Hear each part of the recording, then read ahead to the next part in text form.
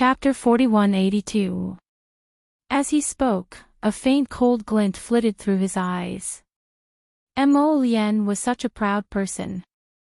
Wouldn't helping him be an insult to him? Qin Xian's eyes were cold and indifferent.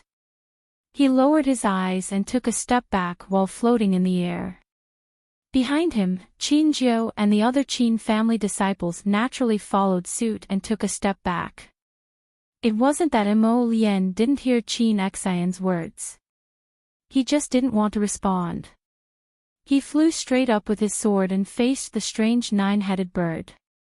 As soon as the strange bird opened its mouth, a foul and sour smell naturally assaulted their nostrils. Mo Lien held his breath and threw out several streaks of black fire, all of which were aimed at the bird's middle head. After several pop-pop sounds, the strange bird immediately let out several unpleasant screeches. It shook its head and flapped its enormous wings, directly swatting at Mo Lien's head. Countless sparks slowly rose around it. Seeing the strange bird chase after him, Mo Lien's eyes darkened, and he raised his sleeve. Suddenly, with a few pop-pop sounds, the fire seeds that were originally floating around the strange bird like sparks exploded in the air, spewing out gorgeous black-purple flames that intertwined and entwined around the strange bird. Mo Lien wielded his sword in his left hand, while his right hand conjured up a fiery wind.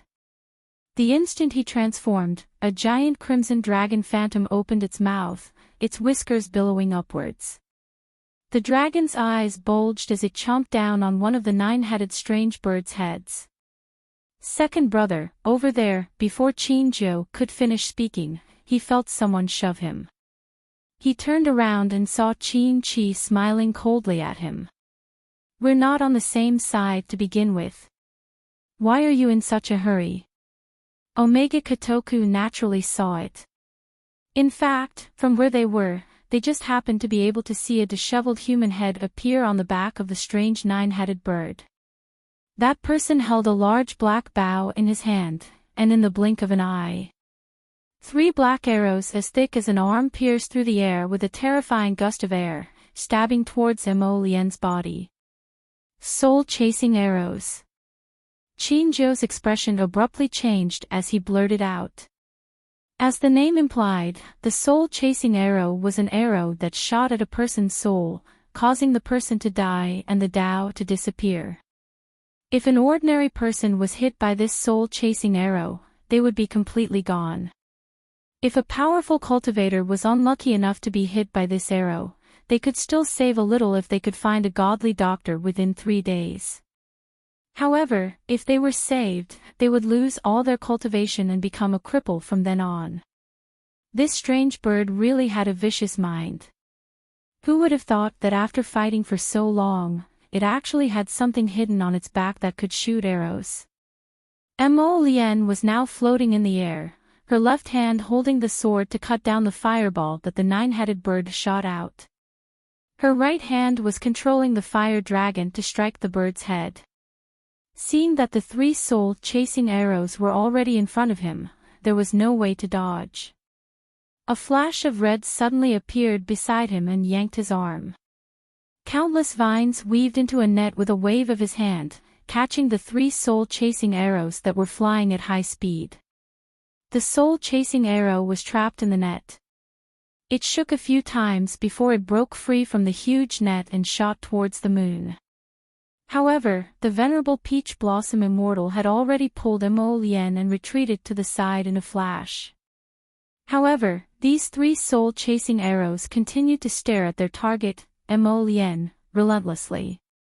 The venerable Peach Blossom Immortal's eyes darkened. With a wave of his hand, hundreds of wooden vines flew towards the strange nine-headed bird.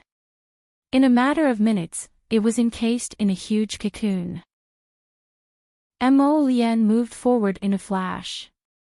Black moon flew out of her hand and rapidly pierced into the middle head of the strange nine-headed bird like a shooting star. The strange bird let out a mournful shriek. One of its eyeballs fell out and landed with a thud. Chapter 4183. At the same time, a terrifying scream came from above the bird's back. It turned out that Holy Sun Mi Yen had seized the opportunity to stab the person who was lying dormant on the bird's back and attacking Immerse. That person suddenly rolled down from the bird's back and was beheaded by Holy Sun Mi Yen with 2 swords. When they looked back, they saw the 3 soul-chasing arrows chasing after the crown prince as if they had been injected with chicken blood. Prince Mo was expressionless. Several black flames sprang out from his fingers and suddenly wrapped around the 3 soul-chasing arrows. Young Master Omega Kotoku looked at the crown prince coldly. The 3 soul-chasing arrows were wrapped by the crown prince's black flames and melted into a black liquid in a matter of minutes. Divine Weapon Master. Everyone was shocked. Those who understood could not help but open their mouths wide. These 3 soul-chasing arrows were definitely not ordinary items. Prince Mo could melt them in such a short time with only 1 hand of black flames. It was clear to see just how powerful the Tao of artifact forging was. Any weapon with spirit that dared to offend him was simply courting death. However, with a swipe of his hand, Mo Lien collected that melted liquid into a bottle.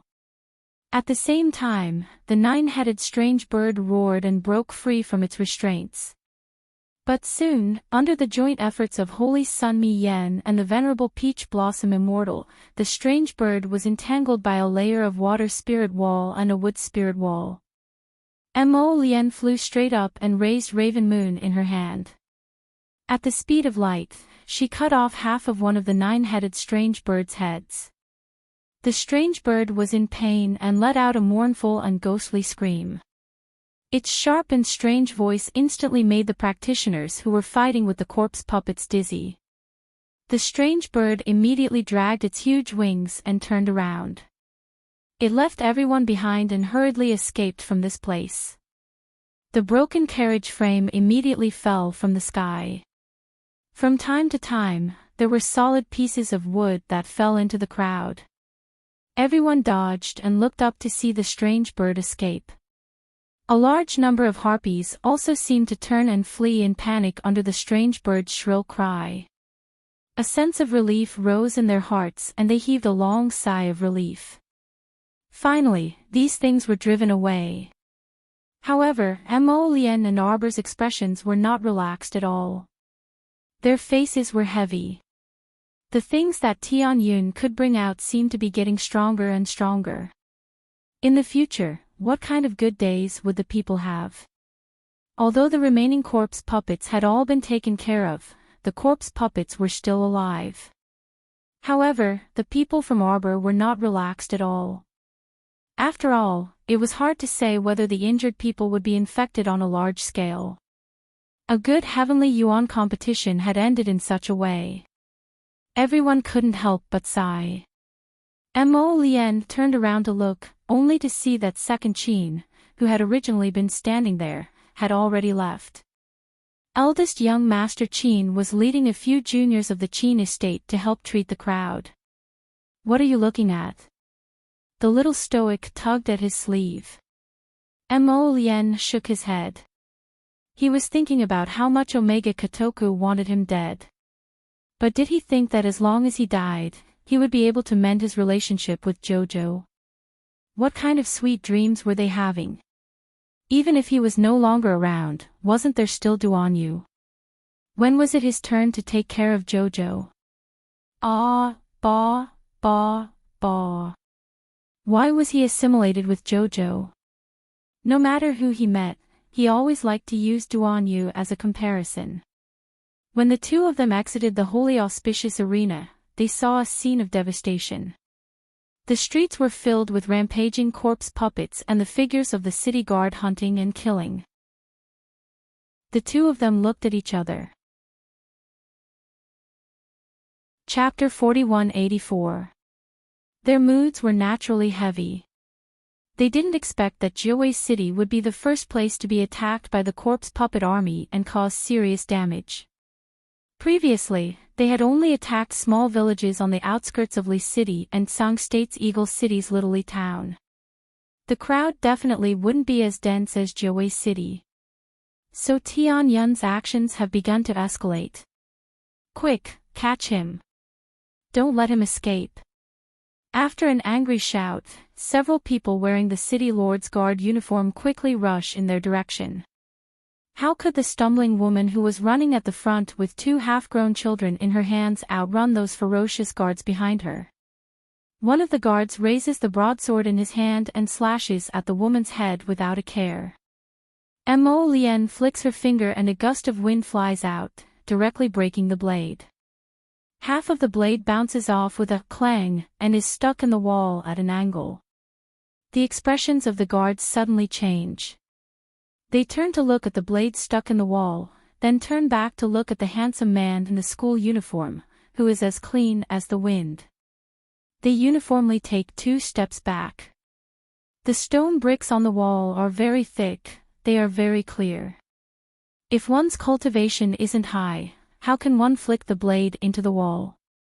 The woman hurriedly grabs the 2 children and scrambles behind Mo Lian and Arbor, begging for mercy. Young master, young miss, please save us, save us. What are you doing? Arbor's cold eyes look at the burly men in front of him. Since when can ordinary people be killed wantonly in this city? There are always some animals who take advantage of the chaos to make a fortune. Are these people guards or robbers? The leader of the guards still politely salutes them with cupped hands. This woman has traces of being bitten by a corpse puppet. We are following orders. No, no. The woman screams in horror. She doesn't care if they are in public and directly pulls up her sleeves to show Arbor. Young miss, young master, they are wrongly accusing me. I have never been bitten by a corpse puppet. These people broke into my house, killed people for money, murdered my brother and sister-in-law, and even attacked my 2 nephews. Therefore, the most chaotic thing was still the human heart. Arbor's eyes coldly swept over those people, and the corners of his mouth curled up in a cold arc. Kill them. Miss, what are you doing? The leader of the guards finally panicked slightly when he saw several black-clothed youths with extraordinary skills surrounding him from all directions. We're just doing our job. Anyone bitten by a zombie will quickly turn into a zombie. A vine whip whipped the man heavily against the wall. Arbor pursed his lips and looked at him coldly. When the man got up, he lashed out with his whip again. After 7 or 8 lashes, the guards were so scared that they were trembling all over. They knelt on the ground and kowtowed repeatedly. This woman and those 2 children didn't have the slightest bit of corpse chi on them. These guards actually dared to make a move on the lion's head and swindle her. Xiao Mu. It was simply laughable. Jiawei City is going to fall into chaos. Mo Lian raised her head slightly and looked at the dark sky. In the evening, the entire Jiawei City was shrouded in rain and fog. Everyone gathered in the city lord's residence and could clearly hear the chaotic roars of the corpses. The city lord fled with his family.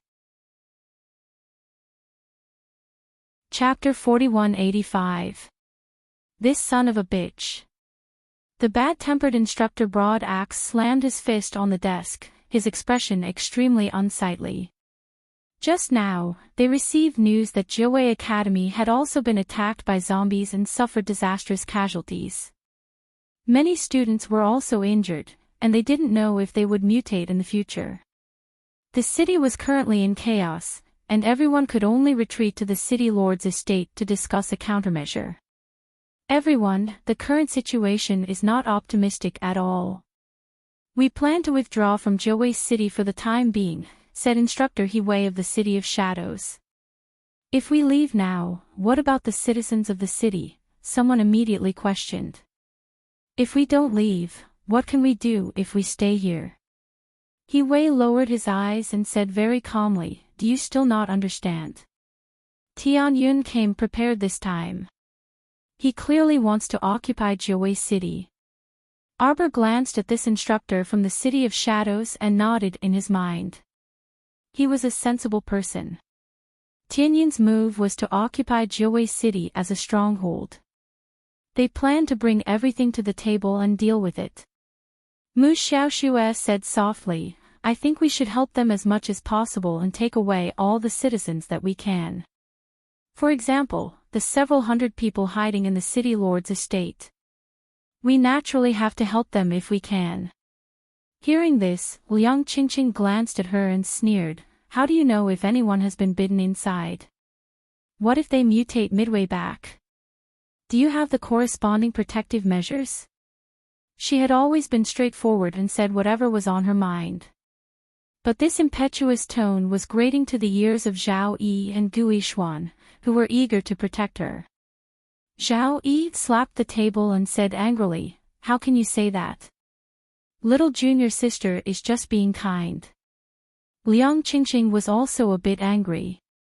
No matter how she heard it, she felt that this man calling Mu Xiaoxue little junior sister was irritating.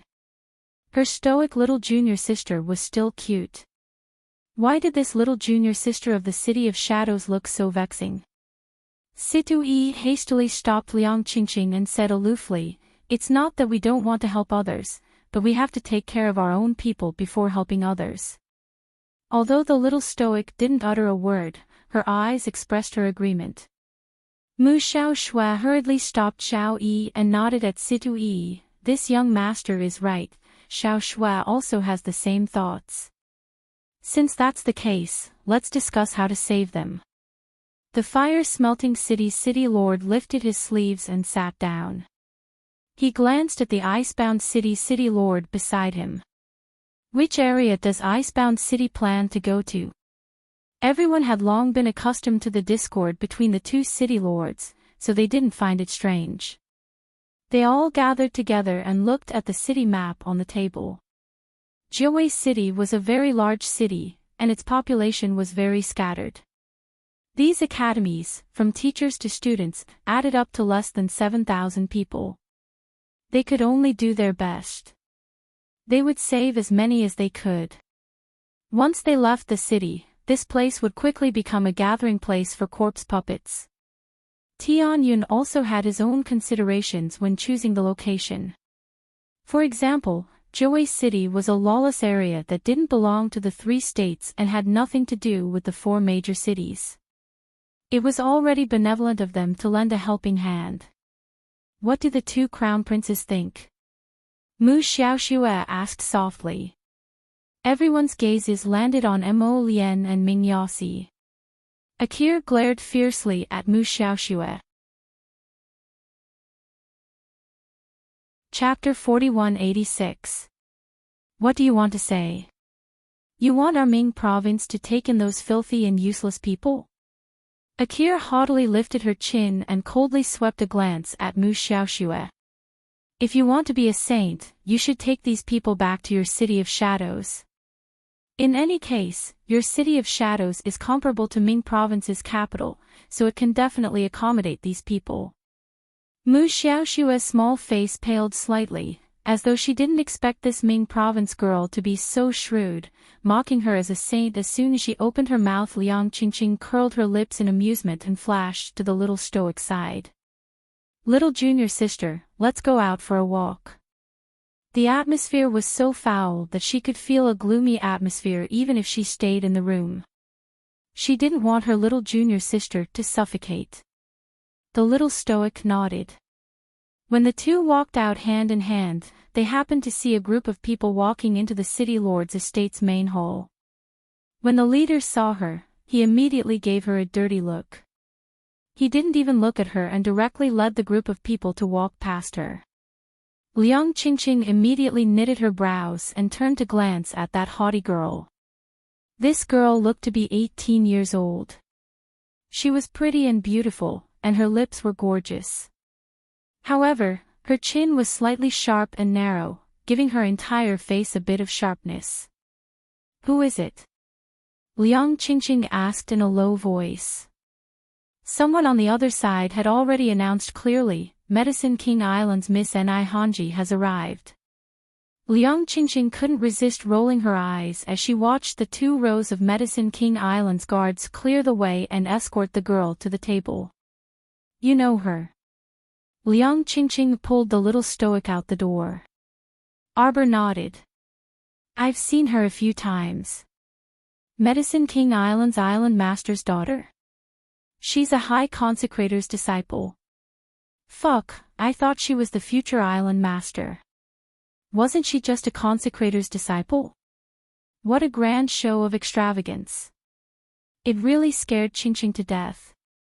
After the 2 of them left, they naturally didn't pay attention to Ni Hanji's movements.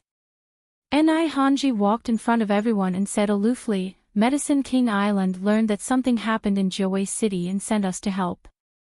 Ni Hanji had originally followed the Lin family to join in the fun. Previously, she had been arrested along with Lin Muir and Gu Yisin to the capital's prison. Fortunately, the Lin family and the Medicine King Island had worked together to mediate, and she had finally been released from prison. In order to make amends, the Lin family naturally granted her every request. He thought that Ni Hanji was in a bad mood, so he accompanied her to Jiawei City to watch the competition and relax. Who would have thought that they would encounter such a thing? Originally, Ni Hanji didn't want to get involved in the muddy waters of Jiawei City. It was just that he had received a message from the island master not long ago, so he reluctantly accepted it. The Medicine King's Island is a place of benevolence and care for the poor commoners. Ni Hanji said with an indifferent expression. This time, Jiawei City has met with a great disaster, and the commoners are suffering.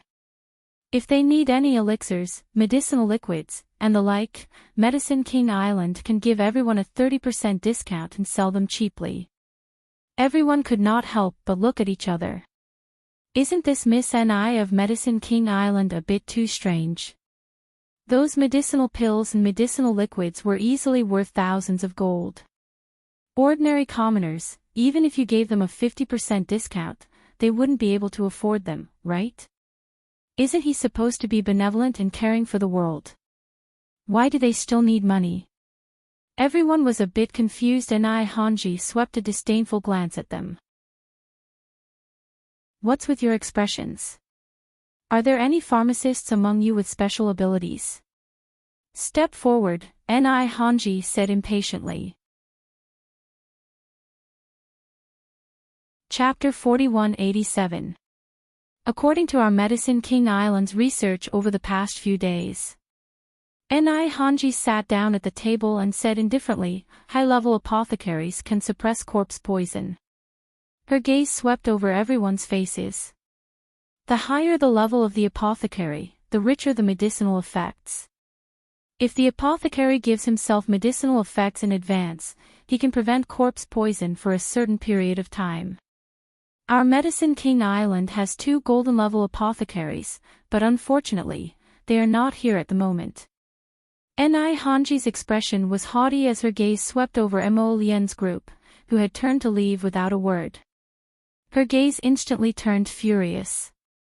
Stop right there. The 2 rows of Medicine King Island guards immediately drew their sabers and blocked the path of Mo Lian's group. Mo Lian looked back and sneered, spitting out 2 words from between her teeth. You want to die? The Medicine King Island guards blocking her path were clearly intimidated by her aura. Their hands trembled, and they almost lost their grip on their sabers. They hastily retreated a few steps uneasily. Ni Hanji slammed the table and stood up, reprimanding angrily, Look at you motley crew, what can you do for the citizens of the city? Our Medicine King Island has stepped forward without hesitation to lead this battle against Heavenly Providence, but you are not cooperating at all. Ni Hanji said angrily. Don't think that just because of your noble status, Ming Yasi left with his group without another word and waved his hand in passing. We will head to the eastern region from the Underworld province. We from the Divine Prefecture will head to the western region. Eldest young Master Qin chuckled as he fanned himself and led the Qin Estates group outside. Hanji suddenly felt that her face was getting more and more embarrassed. She almost couldn't breathe because of the anger in her chest. Akir couldn't help but snicker. Look, you think you're infallible, using Medicine King Island's chicken feather as a token of authority. Do you really think you can ride over the 3 provinces? To put it bluntly, Medicine King Island was a desolate island reclusive from the world. It had nothing to do with the 3 provinces. And you want to use Medicine King Island's name to command them. Sangzhou's Huayu Academy, Underworld Continent's Tianhua Academy, and the people from the 4 major cities all stood up and followed out. They couldn't be bothered with Hanji, who was talking to herself. Where did this lunatic come from? The moment he came in, he wanted to give orders to all of them. If you don't know how to speak properly, then scram. Miss, what should we do now? A little maidservant with a round face hesitantly took a step forward and asked in a mosquito-like voice. Hanji clenched her teeth and slammed the table. Corpse puppets are everywhere in the city. It's hard to move around. Without a doctor to help them, let's see what they can do. Hanji couldn't help but grit her teeth when she thought of the Crown Prince's icy gaze when he turned back to look at her. She thought of the Crown Prince's mocking gaze when he looked at her. These people did not put her in their eyes. Soon, they would know how to write the word death. At that time, she would make them all beg her. Arbor tugged at Mo Lien's sleeve, and the latter naturally looked down at him, amused by the little fellow's curious baby face. What is it? What did that woman say just now? When she and senior sister Liang were chatting outside the door, they couldn't help but be curious when they saw Ming Yasi and the others storming out. Just a woman who thinks she's infallible, Mo Lien said indifferently.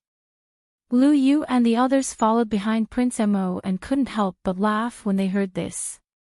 Miss Ni was giving orders just now, but unfortunately, no one was willing to pay attention to her. Chapter 4188. Arbor uttered an "oh" and didn't say anything else. Why was it that every time they chatted, they would kill the conversation? Everyone couldn't help but twitch their mouths. They couldn't resist sizing her up and shaking their heads as they snickered inwardly. The little stoic didn't seem to be interested in what was happening in the room at all. She was actually just casually asking the group headed to the western part of the city. While they were cleaning up the zombies, they also rescued some commoners who had been surrounded by zombies. Arbor and the people from the Qin estate helped to check if they had been poisoned by zombie poison. While they were busy, they heard a commotion ahead. Oh no, a zombie has scratched several people. It's charging toward us, ah. Following the frantic shouts, the crowd that had already stabilized started to flee in a panic again. Don't run around recklessly. Qin Zhou yelled anxiously. Hey, you guys. However, who could clearly hear what the others were saying at this critical moment? Everyone was fleeing for their lives out of instinct. Duanmu Qing drew his sword to meet the zombie baring its fangs and brandishing its claws, chopping off one of its tentacles. This thing was neither human nor beast. Its arm was like an octopus with countless soft tentacles extending from it. It was truly frightening to look at. This is an advanced level rank 3 zombie. On the side, Lu Yu said gravely, be careful that its tentacles will separate. Before she could finish speaking, that zombie's 2 tentacles flew out with a whoosh and whipped directly at the long sword in Duanmu Qing's hand. Duanmu Qing was alarmed, and he spun around to retreat 2 steps. A spirit fire burned over and enveloped that tentacle. However, that thing was very tenacious and only burned to ashes after jumping a few times in the fire. The zombie was extremely vexed after suffering 2 losses in a row. Advanced level rank 3 zombies like this had developed intelligence and were very vengeful. Immediately, as if it had locked onto Duanmu Qing, it whipped out several tentacles and swiftly crawled toward him. Be careful. Xiao Mu shouted from afar, whipping out a vine with a flick of her hand. However, a hole suddenly split open on that tentacle zombie's chest, and a scarlet-eyed zombie chick burrowed out. Without any explanation, he bit onto Duanmu Qing's left wrist. Qi Xianxian cried out in surprise. Before she could rush forward, she saw Duanmu Qing lift up the corpse puppet bird with his sword and slash it into meat paste with a few slashes. Little Fatty quickly ran to his side and pulled his hand to take a look. His eyes turned red with anxiety. Broken wood. I'm fine. Mo Lian and Hichin rushed over when they heard the news. They immediately stopped the high-level zombie with 17 to 18 tentacles. One of them used a wooden cage to imprison it. The other person's black flames spread and burned. The high-level zombie puppet roared twice at first, but gradually, it was roasted into a puddle of corpse water by the black fire. Before it died, its small eyes emitted a very human-like look of fear. Looking at Mo Lian and Ma Shichen's expressions, it was as if they had seen a ghost. It was truly hilarious. He was the one who looked like a ghost, but he saw others as ghosts. The exhausted commoners collapsed to the ground one after another. Some covered their faces and cried, some hugged their heads and cried bitterly. All of them were at a loss of what to do. They only felt that their future was boundless and they didn't know where they would end up. Duanmu Qing. Arbor dashed over and grabbed his wrist. He lowered his head and saw that the little zombie chick had bitten 2 black bloody holes in his hand. The skin around the holes was already rotting. It's fine. Duanmu Qing shook his head. Just now, he had already used the medicinal power to control this layer of corpse energy and confined it to his wrist. Chapter 4189. He took out his sword, but Arbor grabbed his hand and shouted angrily, "What are you doing?" Duanmu Qing was a bit stupefied by her berating, and he muttered, "Chop, just chop off his wrist, heh." Arbor snorted. "You're a brave man who severed his wrist, not distressed at all." Qi Xianxian wiped her tears on the side. "Big brother Duanmu, how about we think of another way?" Xiao Mu was burning with rage, and she burned the small zombie puppet bird that Duanmu Qing had already chopped into several pieces into ashes. This hateful zombie bird. She couldn't help but recall how she was bitten by the zombie that brat Yu Hui at Qian Luo's underground fighting arena. The ones that bit her were precisely this kind of seemingly harmless small zombie bird. They always liked to hide behind or inside large zombie puppets and deliver a fatal blow at any time. Duanmu Qing glanced at her helplessly and said softly, "Jojo, if I use medicinal power to control this zombie poison, I have to replenish it every 2 days.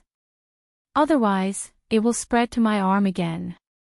Who knows if one day my medicinal power won't be able to keep up and he might as well sever his wrist cleanly." Duanmu Qing wasn't someone who liked to be a burden to others. In any case, it was his left wrist that was bitten, so it wouldn't affect him holding a sword normally. Even if it was his right wrist that was bitten today, at worst, he could just start practicing using his left hand again. "Shut up." The little stoic berated him angrily and abruptly pressed a handful of ointment onto his wound, crushing it fiercely with her small hand. It hurt so much that Duanmu Qing's handsome face twitched slightly, but he endured it and didn't make a sound. "Jojo, Jojo." Qi Xianxian was a bit alarmed and poked the back of her hand. The little stoic's expression was unsightly, and the icy glint in her eyes could freeze Duanmu Qing into pieces. This person usually didn't speak much, but he didn't seem to care about his body at all when he made a decision. Ha, he's really decisive. Sever his wrist. He was probably still thinking that it was fortunate that it wasn't his right wrist that was severed. She really wanted to beat him to death. Mo Lian walked over and patted Duanmu Qing's shoulder. She pulled his hand over and naturally infused the medicinal effects into his body. Duanmu-Qing's eyes suddenly flickered. He looked at the crown prince in surprise and said softly, God tier. God-level pharmacist. He could sense that the medicinal power coming from the crown prince was at least a stage higher than his own. If he was a heaven-grade alchemist, then the crown prince was at least a divine-grade alchemist. He was indeed very strong. As Duanmu-Qing thought to himself, a sense of reverence for a high-level pharmacist rose in his heart. All right, keep it under control for now. Jojo will think of something. Mo Lien glanced at him and tugged on the little girl's cold hand. He patted her head to comfort her. Jojo, it's okay now. Ha! A mocking laugh came from outside the crowd. She saw 2 rows of guards from Medicine King Island, escorting Ni Hanji over like stars surrounding the moon. Miss Ni's expression turned ugly when she saw the crown prince. The moment she spoke, she questioned loudly, so you two are both pharmacists? Then why didn't you say anything when I asked at the city lord's estate whether there were pharmacists? You're too selfish. Ni Hanji looked icily at the 2 men in front of her. Both of them were good-looking people. Currently, Duanmu-Qing was injured, and his face and wrist were stained with blood. Lu Yu was supporting him, but it didn't affect his handsome appearance at all. Instead, it added a bit of sickly beauty to him. Chapter 4190. Ni Hanji's eyes flickered as she thought, these 2 before me, along with those young sirs from the Qin estate, are indeed worthy of the title of exceptionally fine young sirs. Unfortunately, their temperaments were too unruly and aloof, and not a single one of them gave her a good look. When she was on Medicine King Island, no man dared to treat her like this. When she traveled outside with her master, she was always flattered by every patrician family they visited. When had she ever encountered these stubborn people? Eldest young Sir Qin creased his brows and glanced speechlessly at the woman before him. Could it be that this woman's lunacy flared up again? Did she think that Mo Lien and Duanmu-Qing were her servants or subjects? How dare she berate them like this? The Omega Kotoku young master also abruptly creased his brows and turned his head away in disgust. Qin Jiu pursed his lips and said, "Are you crazy? What did it have to do with a woman from Medicine King Island like you whether or not they have medicinal effects and whether or not they want to use it? Did you have to show such an interrogative tone? Why aren't you saying anything?" Ni Hanji stood there majestically and questioned furiously. Earlier, she clearly said that if there was an apothecary, they would step forward themselves. In the end, no one paid her any attention. It was simply infuriating. Before Mo Lien could slap this person away, the little stoic teleported in front of Ni Hanji and swiftly darted her ferrule out from her sleeve. Eldest young Sir Qin couldn't resist covering his face with his hand. He had a premonition that the following scene would be very explosive. As expected, the little stoic's frosty face that wouldn't melt for 1,000 years slapped Ni Hanji's face with her ferrule without a second word. After a crisp slap, Ni Hanji was still a little taken aback. She probably never expected that someone would actually dare to lay a hand on her, someone from the dignified Medicine King Island. Hence, when the other ferrule slapped her right cheek, she finally snapped out of her daze with grief and indignation. Her small face contorted as she shouted harshly, "You dare lay a hand on me!" Xiao Mu flew up and kicked Ni Hanji in the stomach, directly sending her flying. She somersaulted 3 times in a row before slamming her into a low dirt wall with a bang. Everyone turned pale with fright as they dodged to the left and right. They covered their heads and squatted down, not even daring to breathe. Soon after, they discovered that the little stoic was only targeting that young lady from Medicine King Island. She didn't even glance at the others. The 2 rows of guards from the Medicine King Island glared angrily. Just as they were about to step forward with their sabers drawn, they were surrounded by a group of black-clothed youths, unable to move an inch forward. Ridiculous. What the hell? You talk too much.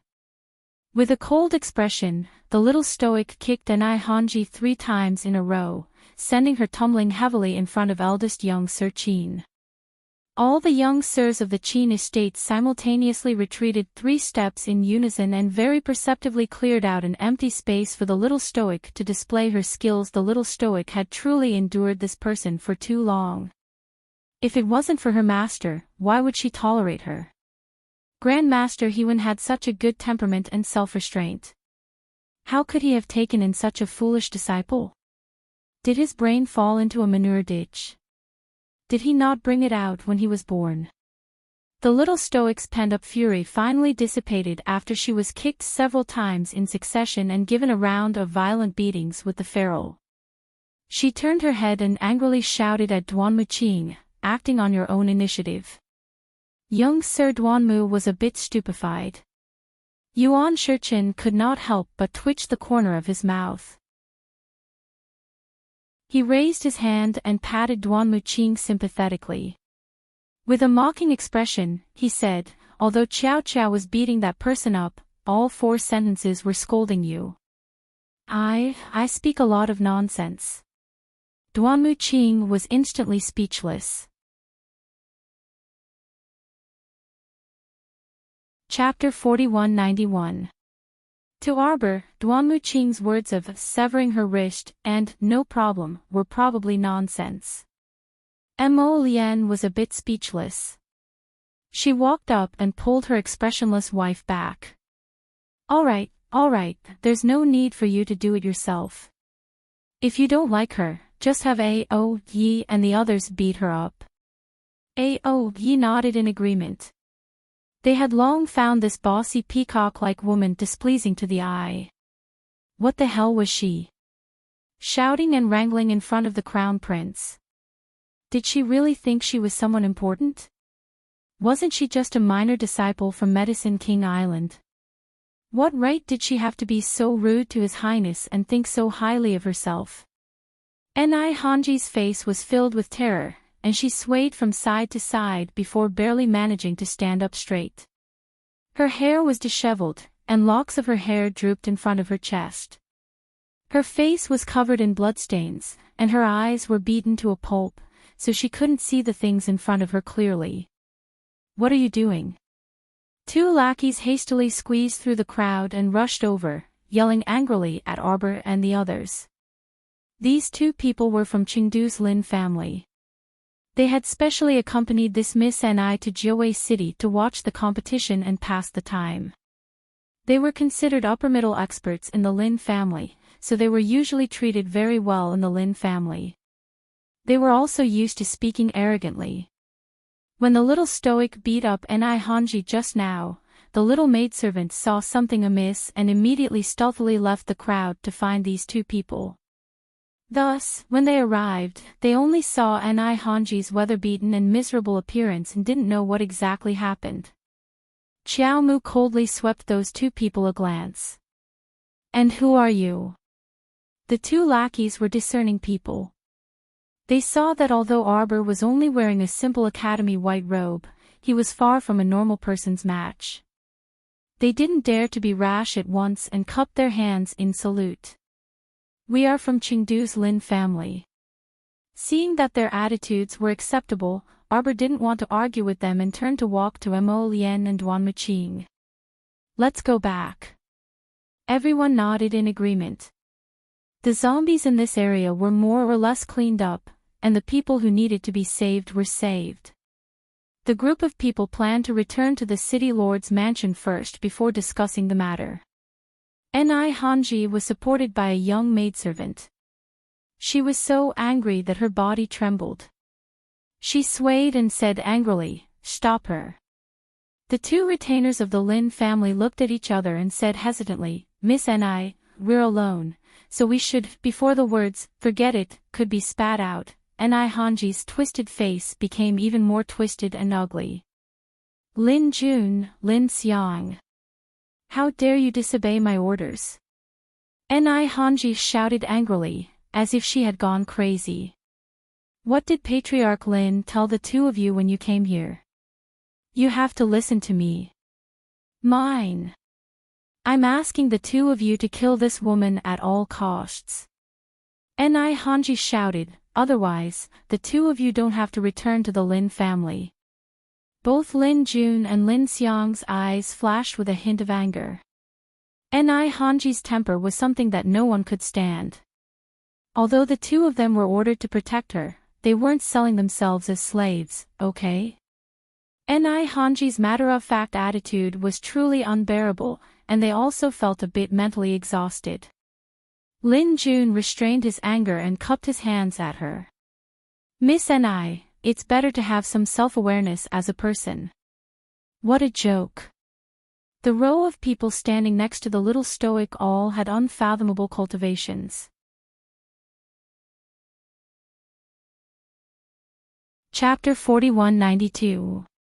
Although a few of the sirs merely stood there and looked at them indifferently, Lin Jun felt that the two brothers couldn't discern their cultivation realms at all. Rashly attacking was tantamount to asking for humiliation. They weren't that stupid. Would they go up and ask for a beating? Wasn't it simply hilarious? The round-faced maidservant supported her miss, wiping her tears in heartache. Miss, how are you, miss? Hanji tightly gripped the maidservant's hand, her body trembling in anger. She pointed at the Lin brothers across from her. You. Lin Jun stepped forward with a helpless expression and said, Miss Ni is injured, and this place is extremely unsafe. How about this, us brothers will escort Miss Ni back to the capital first. Hanji shrieked, You're simply audacious. The maidservant also said angrily, you actually angered Miss to this extent. Lin Jun and Lin Xiang exchanged glances and walked closer to Hanji. They cupped their hands and said, Miss Ni, please. Hanji forcefully pushed Lin Jun's arm away, her face so contorted that it was about to split open. If she could kill with her gaze right now, Lin Jun and Lin Xiang probably would have been killed countless times by Hanji. The resentment in her heart nearly accumulated into a vast ocean, and she coldly turned to look in Arbor's direction. The latter only glanced back at her indifferently. It was obvious that he didn't care about her at all. Hanji clenched her fists and had just charged forward 2 steps when the maidservant firmly grabbed her hand. Mississippi, the maidservant wasn't stupid. She originally sought out the Lin brothers to help Miss, but now she saw that she couldn't move them. If Miss rushed forward herself, it was no different from walking right into a trap. She was bound to be humiliated by that icy stoic face again. Hanji secretly gritted her teeth. Although she was unwilling, it was clear that she simply couldn't beat that stoic face. In the end, she could only give up and say with a contorted expression, return first. She would think of a countermeasure after returning. This matter couldn't be resolved so easily. She, Hanji, had suffered such a huge loss, so how could she let the stoic face have it easy by himself? Her venomous gaze stared at Arbor's back, and she shifted her gaze back with difficulty. Just as she was about to leave, she saw the little stoic take 2 steps before abruptly turning her head around, her cold and severe eyes locking onto her figure. It looks like you still want to continue making trouble for me. The little stoic's voice was endlessly eerie. Hearing this, everyone present shuddered in unison. Lin Jun knew he was in trouble. He raised his hand and was about to grab Hanji when he suddenly heard the sound of a whip. Slap. His left hand was slapped back. Originally, I would have spared you this time out of consideration for your esteemed master, Sir Hewen. The little stoic coldly stared at her and said, but an idiot is an idiot. Since you don't care about your life, then die. Everyone was speechless. Arbor thought to himself, who knows what kind of trouble he'll cause in the future if we leave this disaster behind. Recently, things had been very chaotic. She had wholeheartedly wanted to deal with Tian Yun and uncover the rats that Tian Yun had hidden in the various aristocratic families. How could she have the time to deal with a small character like Enai Hanji? Rather than letting this person endlessly prance around in front of her, it would be better to deal with her once and for all. Seeing that she was about to kill, the two brothers, Lin Jun and Lin Xiang, had no choice but to brace themselves and step forward. They cupped their hands and said, "Please forgive us." Enai Hanji simply didn't dare to believe that Arbor wasn't done beating her up and wanted to kill her now. Chapter 4193. Her expression twisted as she shrieked, "Do you want to make an enemy out of Medicine King Island? So what if I do?" Arbor looked at her coldly, the vine whip in his hand glowing with a green light. Dark thorns grew and sprouted one by one. Enai Hanji shouted angrily, "How dare you all!" Before she could finish her sentence, she fell to the ground in fright from a flash of cold light. Enai Hanji looked back and saw a small blue nail nailed to the ground on the left. The weeds on the ground withered and turned into fine powder in less than a second. It was obvious how terrifying the poison on the nail was. Her small fingers curled up as if they were twitching, and her body stiffly shifted backward. Her eyes were filled with terror as she looked at Xiao Mu, who was coldly gazing down at her from a high vantage point. At this moment, she suddenly felt like death was closing in. Why was she in such a sorry state? Lin Jun was just about to rush forward when Arbor's vine whip whipped him back. "The two of you better mind your own business," Mo Lian said coldly. Following the clanging of swords leaving their sheaths, Lin Jun and Lin Xiang silently looked at each other. Looking at the dozens of black-clothed youths surrounding them, they could only take 2 steps back. It wasn't that they didn't want to help Miss Enai Hanji, but the other side had too many people. They couldn't help even if they wanted to. Arbor looked coldly at the kneeling Enai Hanji for a long time before saying faintly, "Kill her." She had no interest in being entangled with her any longer. Rather than having to deal with this woman in the future, it was easier to just kill her and end it all. The hatred in the other party's eyes couldn't be ignored.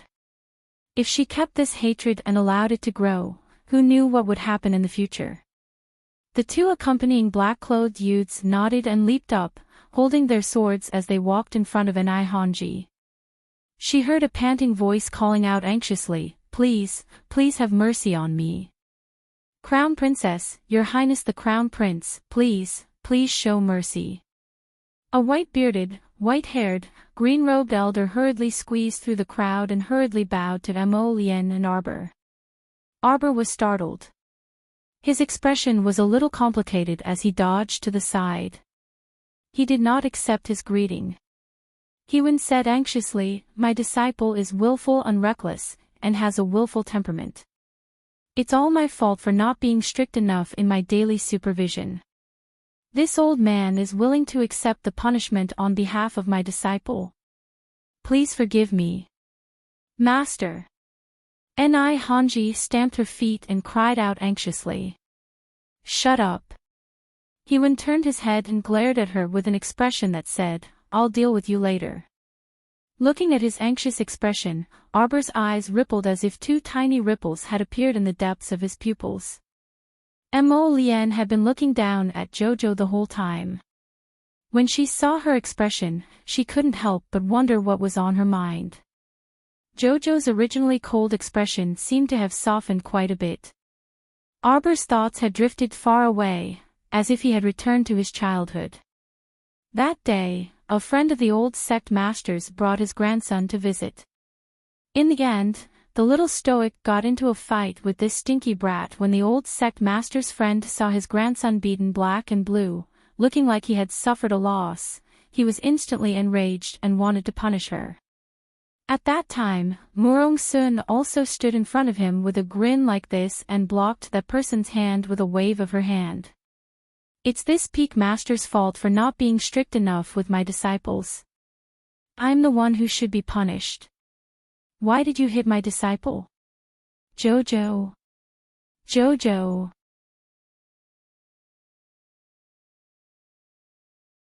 Chapter 4194. When Mo Lien saw her standing there silently with glittering eyes, he couldn't help but feel a bit anxious. Thinking that she was bewitched again, he hastily shook her body. On the side, young Master Omega Kotoku harumphed coldly. Eldest Chin involuntarily turned his head to look at him. What is it? You think she's bewitched all day long, but you don't help her completely eradicate it. Young Master Omega Kotoku sneered. Something will happen sooner or later. Eldest Chin sighed and unhurriedly waved the folding fan in his hand. You can't be too hasty with this kind of thing, right? Could it be that second brother knows why the little stoic is constantly bewitched? When the little stoic really flared up, she really didn't look like a living person. Her eyes were lifeless, and it really made people feel a bit uncomfortable just looking at her. Young Master Omega Kotoku abruptly turned his head and coldly spat out 2 words from between his teeth, I don't know. Jojo. Mo Lien shook the little fellow, causing her to recover from her daze. Raising her head to glance at him, the little stoic meaningfully revealed 2 tiny teeth. I'm fine, she said softly and turned to look at the group of men in black waiting with swords in hand, waiting to act on orders. She shook her head and said, let them go. This time, even eldest young Master Chin couldn't help but look at her strangely. This little stoic, she wasn't someone who would casually waver. Just as he was about to say something, he saw Arbor waving his hand and already leading Mo Lien away. Ao Yi and the others naturally sheathed their swords and hastily followed. Mo Lien looked back and coldly gazed at the woman standing there with trembling legs and a half-bent waist. Arbor grabbed his hand at once and pulled him back. She looked up at her husband and lightly shook her head. Mo Lien raised his sword-like eyebrows and nodded reluctantly. Ni Hanji didn't know that she had just rolled around in a sea of fire. How could the little stoic not know the Crown Prince's thoughts? She was soft-hearted, but that didn't mean that the Crown Prince would be soft-hearted. The Crown Prince would often deal with the aftermath, including Ni Hanji, who might cause trouble. She was definitely within the Crown Prince's dangerous range. Jojo, what did you see just now? Mo Lien asked softly. Arbor was silent for a moment before quietly saying, I saw Murong Sun. I even saw the old sect master squatting at the side with his palm leaf fan, looking like he was watching a good show as he called out, Ah Sun, don't fight with sect master Zhao. Old man Zhao, you bastard. How can you still be so narrow-minded after so many years? You're hitting my disciple, ouch. Ah Sun, don't hit old Zhao, his old bones can't withstand your torment. Mo Lien pulled the little fellow into her embrace and lightly patted her back. She lowered her head and smiled at her. We haven't returned to the Holy Water sect for a long time. Let's turn back and take a look. If my master was still alive, I definitely wouldn't be like Miss Ni and cause trouble for my master everywhere, Arbor said in a low voice. Emichim, my Jojo is the most sensible. Arbor nodded. I'm very obedient. When Peak Master Murong wakes up, we'll accompany her to tour the mountains and rivers of the Divine Province. What's wrong with that? The little stoic's eyes instantly brightened, as if a gorgeous color had been injected into them. Ming Province's Crown Prince and the others are coming over, someone shouted. Everyone looked up and saw Ming Yasi and his group quickly walking over while escorting over 1,000 old, weak, and sick people. Ming Yasi raised his brows when he saw the little stoic. Why are your eyes red?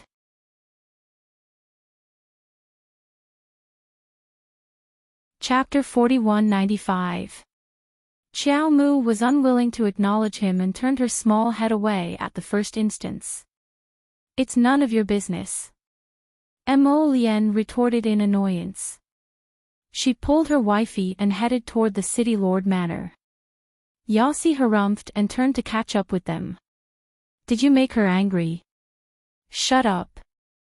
Mo Lien turned around to glare at him. She didn't want to talk to him, but she couldn't help but raise her brows when she saw the old, weak, sick, and disabled following behind him. We've already checked their bodies. Can you be sure they haven't been poisoned? When the time came, they would have to evacuate the rest of the people. If there were some uncontrollable people in the group who could mutate and go on a rampage at any time, things would be a little difficult. After all, they couldn't keep an eye on so many people along the way. It was inevitable that they would overlook something. Once a riot broke out, it would only affect the lowest rung of society, the ordinary people with no cultivation at all. Ming Yasi also wasn't willing to talk to Mo Lien, so he harumphed and retorted, who can guarantee that? We can only take things one step at a time. I have a kind of medicinal liquid here. Arbor suddenly spoke up. You can try it. Yasi turned to look at her, his eyes brightening. You're talking to me. Mo Lien chuckled at that person and pulled Arbor away. She asked in a low voice, what do we need to prepare? 15 minutes later, everyone who had been brought back stood in front of the city lord manor. There were more than 10,000 commoners, and all of them looked exhausted. Yasi ordered them to line up in a square formation. More than 10 wash basins were arranged neatly in front of them. The wash basins were filled with a green medicinal liquid that looked very clear and bright, with a gentle color. Now, everyone in the first row, come forward and wash your hands in the wash basins. The row of people walked forward nervously and squatted down to put their hands in the wash basins. They felt a gentle stream of water pass through their palms, and they couldn't help but feel energized. In less than 2 seconds, Mayas had them line up behind him. Although the onlookers didn't know what was going on, they vaguely understood that as long as nothing happened when they washed their hands, they could stand behind these practitioners and go to a safe place. Everyone came forward with a trace of panic and fear, and then were brought back to Arbor and the others in groups in high spirits and rearranged in a square formation. Suddenly, in the third basin, the originally light green medicinal liquid suddenly boiled up, revealing a trace of a strange black color. The faces of the guards on both sides suddenly changed as they pulled out the sharp blades in their hands. The old woman squatting in front of the basin was obviously shocked by their actions. She knelt on the ground and held a 5 or 6-year-old child tightly in one hand. The child was so frightened that he immediately burst into tears. Arbor quickly walked over and waved his hand to dismiss the 2 guards with swords and sabers. His eyes were filled with complex emotions as he stared at the old woman before him. Isolate him first. The old woman looked back at him in panic and exclaimed, "What are you doing? You are bullying the good people." Arbor shook his head slightly and said faintly, "It's not her, it's that child." Everyone stilled when they heard this.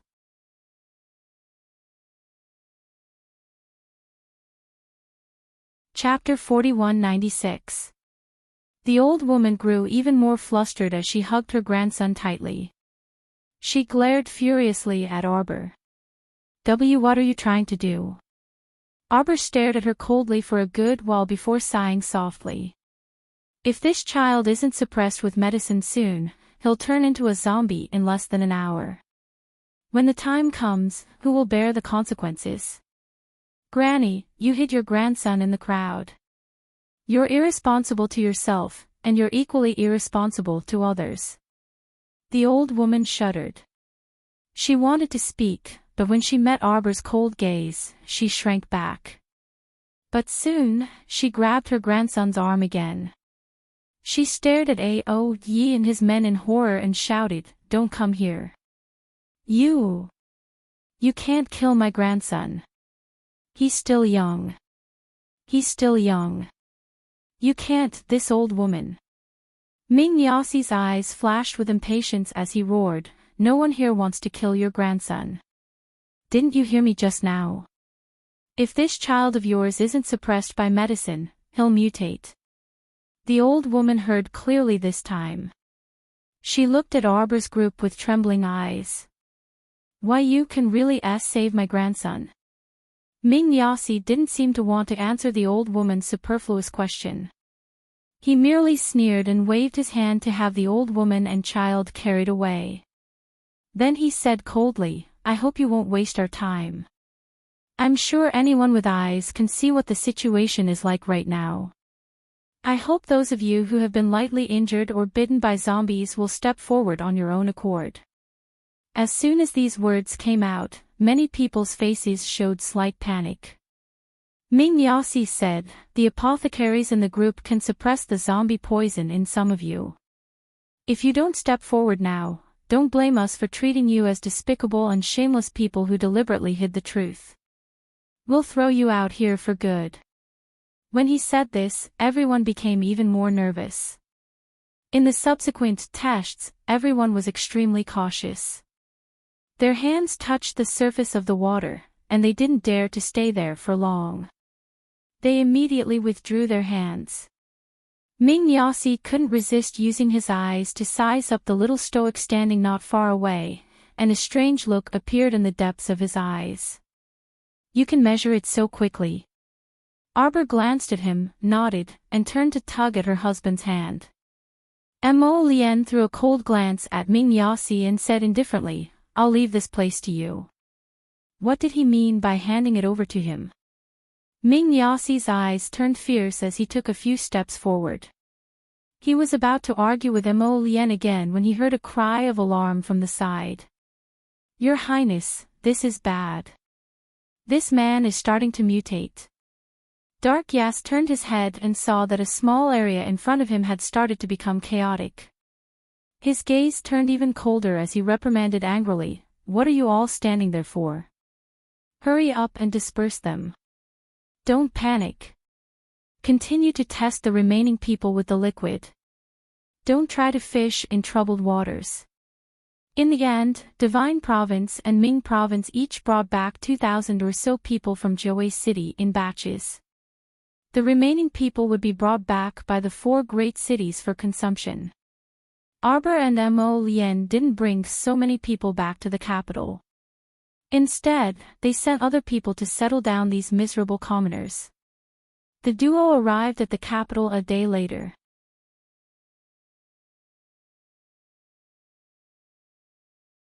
Chapter 4197. The first news he received was that Empress Dowager Qin, who had gone to Mount Heaven Saint to fast and pray, had been carried back. Yes, she was carried back. It was said that this old lady began to fall ill as soon as she arrived at Mount Heaven Saint. After a serious illness, her entire body was emaciated, as if she could be blown away by the wind. She was very miserable and pitiful. King Jianping submitted a memorial, saying in a tearful voice that he must bring back the Empress Dowager to show his filial piety. He said that the Empress Dowager was old. If she lived in the mausoleum all year round, she would inevitably be contaminated with the aura of death, which was naturally not good for her body. Moreover, from ancient times until now, Jianping had done his homework. He had listed countless acts of filial piety by emperors, generals, and ministers, and earnestly persuaded Mo Luxing to be filial and conform to the way of the emperor. Thus, Mo Luxing couldn't bear the annoyance and really brought the old lady back. But once he brought her back, Mo Luxing directly sent the old lady to King Jianping's residence, asking King Jianping to take good care of the Empress Dowager on his behalf. King Jianping, who had secretly received a large sum of money from Empress Dowager Qin and was counting the spirit coins happily, was a little dumbfounded on the spot. Indeed, he had said that in the way of filial piety, he should take good care of the Empress Dowager. He had even written a long speech in front of His Majesty. But damn, he had never said that he wanted to bring Empress Dowager Qin back to live in his residence. He wasn't someone who had nothing to do and liked to court death as much as he liked. What kind of good days could there be if he brought Empress Dowager Qin, this great Buddha, into his residence? He didn't expect that he actually found himself an old lady to take care of at home. Don't you think His Majesty is a fraud? As for the second news that Arbor and Emolian received. On the second day after all of them withdrew from Joy City was occupied by an unknown force. Now, the entire city was filled with rotting corpse puppets. They were like the guards of this city, pacing back and forth, letting out sensational roars from time to time. Arbor was only silent for a moment before saying, Tianyun has a base on the surface. It will be slightly more convenient for us to deal with it in the future. Emolian smiled and nodded. Don't worry about this. Running back and forth is torturous. Let's rest for today. If there's anything, we can talk about it tomorrow. Arbor looked at her and nodded. Bathe together. Arbor nodded again. Emolian's eyes lit up when he heard this. He stepped forward and hugged his wife. Let's go. The next day, the Crown Prince was summoned to the imperial study by His Majesty early in the morning. The father and son spent the whole morning talking about Joy City. We can only do this for now. Mo Luxing said with a frown. In the past, Tianyun was in the dark while we were in the light. We were always on the defensive. Mo Luxing patted Emolian's shoulder and said in a low voice, now that they are in the open, it will be easier to deal with them in the future. As the two of them were talking, a young eunuch reported, Your Majesty, Your Highness the Crown Prince. The Crown Princess sent someone to inform the Crown Prince that she has been invited to King Jianping's mansion. Mo Luxing couldn't help but twitch his mouth, thinking, is Jianping seeking death again? He turned back to look at his son. Sure enough, he saw that the latter's handsome face was already covered with dark clouds. He hurriedly said, why don't you go back and take a look first? Emolian naturally had to go back. She walked out with a sullen face, turning a deaf ear to the great emperor's muttering, don't scare your little uncle.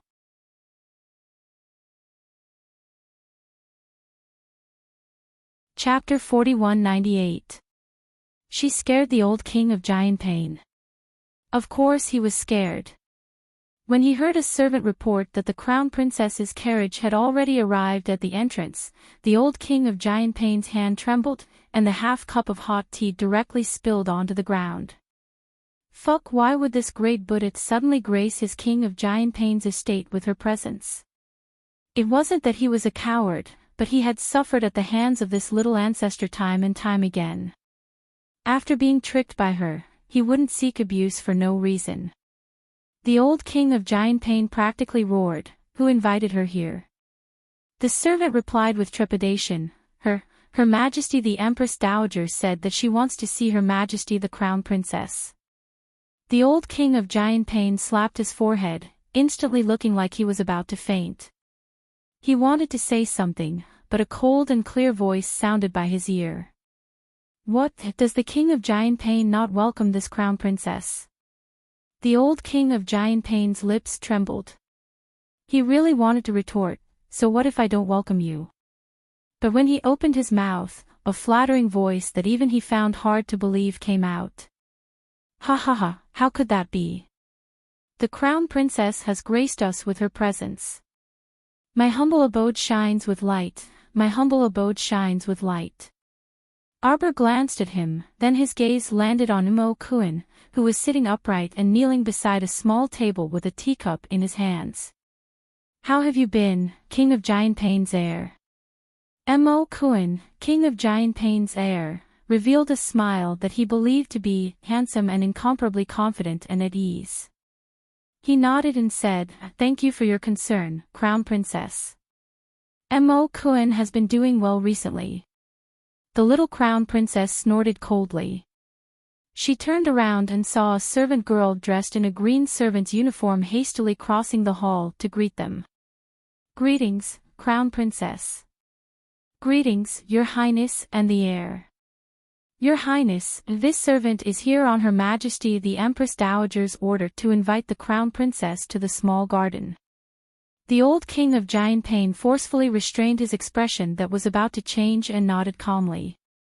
May I know why the Empress Dowager summoned the Crown Princess? The little girl lowered her head and said very appropriately, "The Empress Dowager didn't say, so we didn't dare to ask." At this moment, the old king of Giant Pain wished he could whip the old woman and throw her into a frying pan. "If you want to cause trouble for the crown princess, why do you have to cause trouble in my mansion? Just how bored must you be to do something like this?" The little crown princess stared deeply at the little girl who was bowing in front of her. After a while, the girl felt cold sweat dripping down her forehead. The crown princess suddenly said softly, "Lead the way." The moment she opened her mouth, the little girl felt the pressure on her suddenly disappear. She couldn't help but let out a long sigh. She didn't dare to act rashly and bowed respectfully in front of Arbor. "Crown Princess, please." When he turned around and led the little crown princess out the door, the little girl couldn't help but clench her fists under her sleeves and quicken her pace nervously. After a while, the entire hall was filled with a deathly stillness. The maids and servants stood on both sides with lowered eyes. They naturally didn't dare to make a sound at this time to anger their master. The old king of Giant Pain finally clapped his hands angrily. "What are you still standing there for? Go to the Eastern Palace and inform His Highness the Crown Prince. That brat better not think that I invited his wife. He didn't want to experience the virtues of those two black-bellied bastards again." Turning to look at Imo-kun, who was still kneeling in front of the table and unmoving like a mountain, the king of Giant Pain couldn't help but feel angry. "What are you still sitting there for? Hurry up and scram into the palace to find your elder brother." "Whoa, royal father, my legs are weak." Royal father couldn't tell that he wasn't kneeling, but directly kneeling. "I've been busy these 2 days and I'm not in good spirits."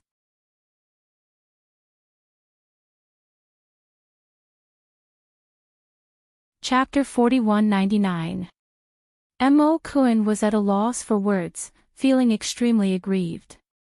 Did she think he wanted to do this? He truly felt fearful for no reason after seeing the little crown princess. It was as if someone had struck the depths of his soul, and he inexplicably ordered his body to know its place. Boo-hoo, he didn't want to be so cowardly either, but what could he do? From what he could see, his old father didn't seem to be able to be tough with that person either.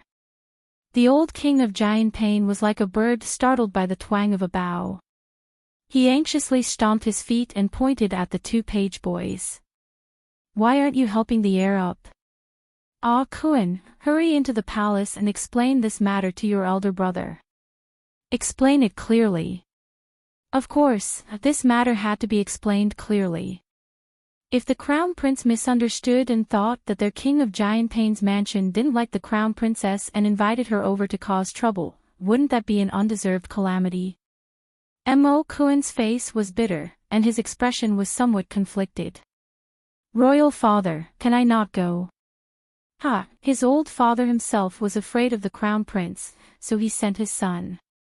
However, his son, Imo-kun, also felt fearful when he saw the crown prince for no reason. It would be best if they didn't meet if they could. Imo-kun looked at the old king of Giant Pain, his expression saying, "Don't screw your son over." The old king of Giant Pain was furious, and he kicked his son down the steps from the small table. Imo-kun's face was bitter as he scrambled toward the door. Seeing that his old father was about to kick him again, he hurriedly shouted, I'll go, can't I go?" The old king of Giant Pain shouted in exasperation, "Hurry up and prepare the carriage for the heir. Hurry up." He kicked his sons but again, kicking Imo-kun out of the central room. Imo-kun crawled up from the ground and fled outside like a fleeing rabbit. He ran out in tears, feeling aggrieved and pitiful. While the king of Giant Pain's mansion was in a state of chaos, the little crown princess followed the steps in the back garden of the king of Giant Pain's mansion under the guidance of a maid. As the late emperor's youngest son, the king of Giant Pain was used to complaining about being poor and extorting benefits in front of his older brothers. Along the way to King Giantpain's mansion, there were clusters of flowers and brocade, richly ornamented beams and painted rafters, and golden-colored glazed roofs that shone brightly under the sunlight. How could he be as poor as the old prince of Giantpain who cried outside? The little girl who was leading the way had her neck shrunk and her back arched, looking very cautious. Although she looked thin and small, her speed was not slow. Along the way, Arbor's lips were filled with mockery. She wanted to see what kind of tricks this Empress Dowager Chin had up her sleeves after finally coming back from Mount Heaven Saint. She was not Lien's father. A cold light flashed in Arbor's eyes, revealing a bit of killing intent. She had already tolerated the Empress Dowager, who disliked her in every way and always wanted to find trouble with her. Her patience had run out. The little girl in front of him suddenly stopped in her tracks and looked around. She revealed a bewildered expression at the right moment. There were a few drops of sweat on her forehead, which glowed faintly under the faint sunlight. "My apologies," the little girl said with trepidation. Her Majesty the Empress Dowager was indeed here before. Now she should have returned to her bedchamber. "Why don't the Crown Princess wait here for a moment? I will go to Her Majesty the Empress Dowager's residence to invite her." Arbor did not hesitate to fling a vine whip over and wrap it around the girl's waist.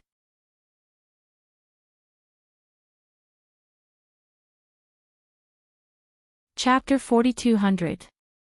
The little girl's expression changed slightly, and she hastily turned to look at Arbor. "Crown Princess, why are you doing this?" Arbor gazed at her apathetically. "This Crown Princess will follow you over to pay respects to Her Majesty the Queen Dowager. There's no need to go through so much trouble." When she said the word "pay respects," the little girl felt that the little stoic's voice was extremely icy for some reason.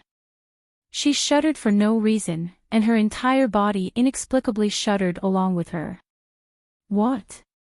Arbor stared at her icily. "Do you still need to think carefully about where the Queen Dowager's bedchamber is?" The little girl shuddered for no reason. She instantly realized something when she saw the trace of mockery hanging on that stoic face. She was afraid that the Crown Prince Consort had already seen through her little trick. But that was to be expected.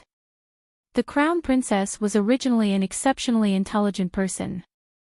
Her little trick was clearly not enough in front of the Crown Princess. Who could she blame? She could only blame herself for being inferior.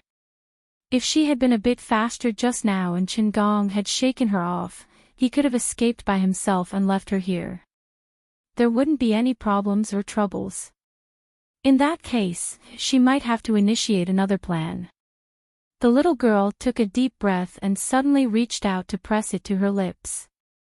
However, before she could whistle, she felt pain on her fingertips. His face was filled with horror as he looked down, only to see two severed fingers falling to the ground. Blood gushed out, and the girl's complexion instantly paled. She was on the verge of collapsing. Xiao Mu twirled the glowing dagger in her hand as she stared at her frostily with a pair of chilly eyes. After a long while, she said, "Did you think that the fragrant powder scattered in this garden combined with the bewildering fragrance on your lapel would make me delirious after a long time?" The little girl couldn't help but shudder violently. Her eyes widened in shock as she stared at her in disbelief. It was as if Arbor had said something that made her feel extremely terrified. "Wishful thinking," Arbor said coldly. He glanced at the winding forest at the side. With a cry of surprise, a black figure was kicked out. The venerable Peach Blossom Immortal smiled as he waved the small golden fan in his hand. However, his eyes were extremely cold. "Jojo, I caught a peeping Tom." Arbor's gaze fell on the black figure. He saw that it was a man in his early 20s, with oily hair and a powdered face. However, his shifty eyes kept darting back and forth in their sockets as they stared at Xiao Mu. Arbor asked coldly, "Who is this person?" The small garden was naturally quiet at this moment. The little girl, whose waist was wrapped by Arbor's wooden vines, didn't dare to speak. The man in his early 20s didn't dare to speak carelessly. Arbor said indifferently, "It doesn't matter if you don't want to talk. Search his soul." The girl looked at her in horror, her expression completely blank. She probably didn't expect that there would be such an arrogant person in this world. He proposed to search someone's soul just because of a disagreement. The venerable Peach Blossom Immortal smiled and reached out to press the girl's head. The girl cried out in panic, "No, you can't kill me. You can't ah." She screamed in horror and hurriedly roared, I'll talk. I'll tell you everything. It's the young master of the Qin family. Chen, the young master of the Qin family's branch family. Madame wanted to frame the crown princess. She found this young master of the Qin family to fabricate the truth.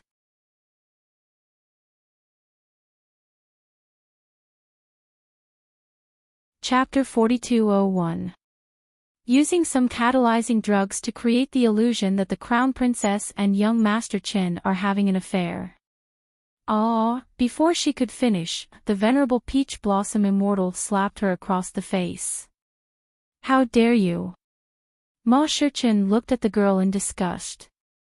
At this moment, Xiaomu had already kicked the ashen-faced young master Qin to the ground.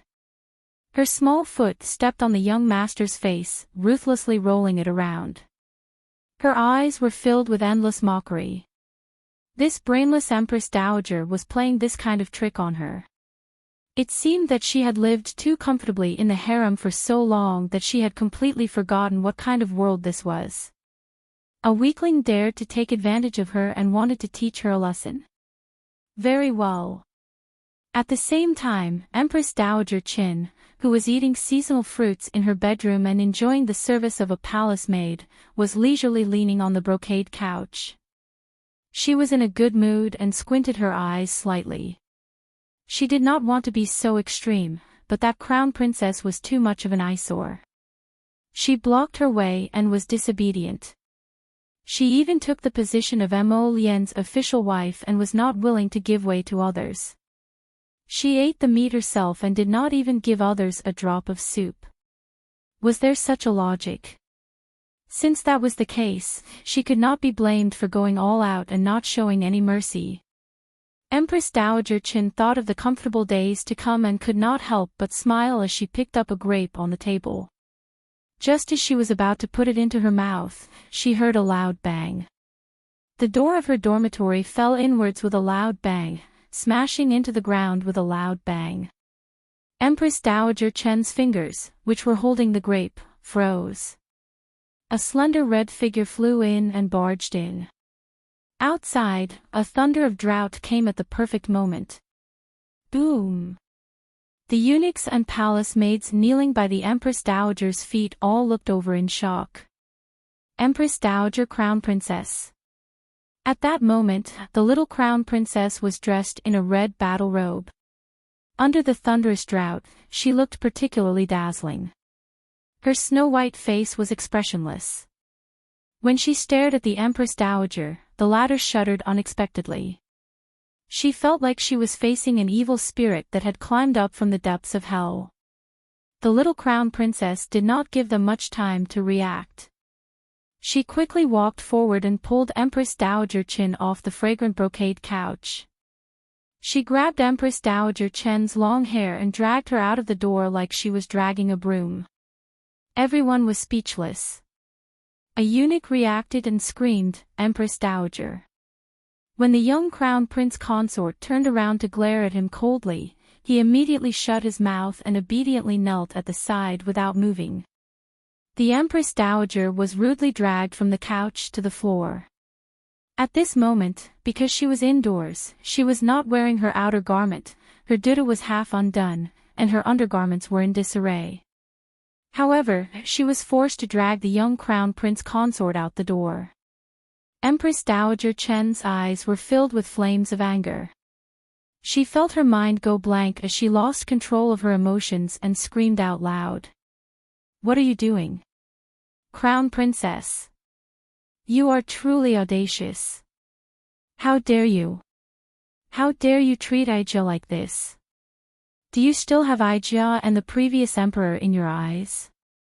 Arbor raised her hand and slapped Empress Dowager Chen's face that was covered in thick makeup.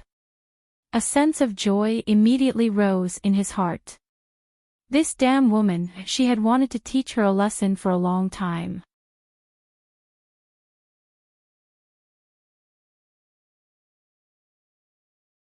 Chapter 4202. Did she really think that she, Xiao Mu, was a punching bag that would allow her to knead as she pleased, playing the dirty tricks of the palace all day long? Did she think that she, Arbor, was like those older sisters in the imperial harem who were defeated by her? Did she think that she could ruin her reputation and even earn Lien's disdain by using such unconventional tricks? Today, she wanted her to know the consequences of offending her, Arbor. When she thought of this, Arbor's hands didn't stop as she continued to drag the screaming Empress Dowager Chen towards the original small garden. She wanted to make things difficult for her again, right? Ha! Could the Prince of Giant Pain not hear the Empress Dowager's screams? But did he dare to provoke the young Crown Princess? Ha! The Empress Dowager and the Crown Princess didn't go back to the palace to fight, but insisted on fighting in his Prince of Giant Pain's residence. Who would believe him? The old Prince of Giant Pain suddenly felt that his life was full of bitterness and despair. His heart was in turmoil. Hurry and send someone to the palace to see if that brat Mo Kun managed to invite His Highness the Crown Prince. Your Highness, your wife has gone crazy. Hurry and stop her. The old Prince of Giant Pain didn't know yet. It was definitely a wise move for him to be terrified and not dare to come over to check. If he dared to interfere, Sir Jojo would definitely beat him up without a second word. Arbor didn't care if this old woman was about to die from being dragged by her all the way. She didn't have any pity for the fairer sex as she threw her onto the uneven dirt path in the garden. Empress Dowager Chen sat limply on the ground. Her hairpins were all messed up, her hair was disheveled, and her face was completely pale. That servant girl was originally tied to the side with wooden vines by Hu Jinqin. When she saw that the Empress Dowager was being dragged over by the young Crown Princess like a rag, she was immediately scared out of her wits. She struggled to free her hands that were tied behind her back and shouted sternly, "You, what do you want to do? What are you doing?" Arbor coldly glanced at them. His eyes were cold and indifferent, without the slightest bit of warmth. Such a bone-chilling gaze made Empress Dowager Chen's entire body tremble. Her heart was in a mess and she had a feeling that today was going to be bad. Crown Princess, you need to calm down. Empress Dowager Chen still wanted to say something to comfort the scary little Crown Princess. However, Arbor did not allow her to continue. He raised his hand and sprinkled a handful of powder on the three of them. "Enjoy it," she said coldly before pulling He-chin away. Empress Dowager Chen's eyes changed as she looked at young Master Qin who was crawling towards her while drooling. She finally shouted out in panic, Don't come over. You, what are you doing? Stop. You stand." Xiao Mu had purposely used a barrier to conceal the area where they were doing their work. This way, as long as she did not move away, no one would be blind enough to come and disturb the three of them. There was a hidden cold light in her eyes.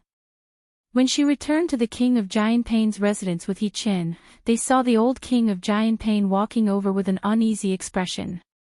Crown Princess, what instructions does the Empress Dowager have?" Arbor took the tea from the servant and expressionlessly glanced at the King of Giant Pain. "I didn't meet the Empress Dowager at all. King of Giant Pain, it was you who sneakily used the Queen Dowager's name to deliberately lure this Crown Prince Consort here." Xiao Mu's small, solemn face abruptly changed on a whim.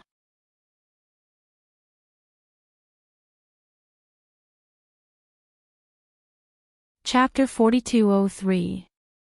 She slapped the armrest of the old Prince of Giant Pain's large carved hardwood chair, causing a neat piece to fall off. The little stoic glared angrily at him with a frosty face.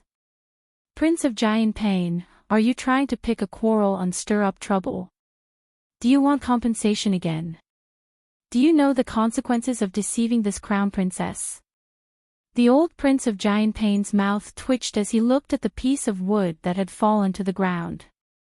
He hastily bowed and begged for forgiveness, repeatedly claiming that he didn't dare. He kept crying injustice and was just short of cursing and swearing to the heavens and earth. "Royal father, royal father, royal father." Mo Kun ran in joyously and saw his royal father standing cowardly in front of the little crown princess, gesticulating about who knew what the hell he was talking about. Mo Kun's eyelid twitched. He heard the little crown princess ask crisply expressionlessly, "You mean, the Queen Dowager really is in your estate?" Yes, it's absolutely true." The old Prince of Giant Pain nodded repeatedly and volunteered, "Crown Princess, I can bring you there." "Royal father." Mo Kun couldn't resist interrupting, "The Crown Prince is already at our estate's entrance with his people." "What?" The old Prince of Giant Pain was startled, but he immediately revealed a joyous expression and hastily strode out the door. Good.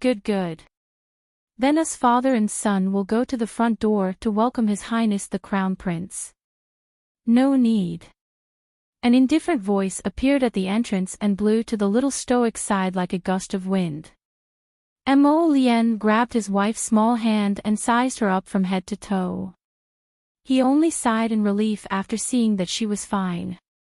He turned to glance at the Prince of Giant Pain and his son before pulling Arbor's hand and quietly grumbling, "Jojo, why do you come whenever someone comes to find you?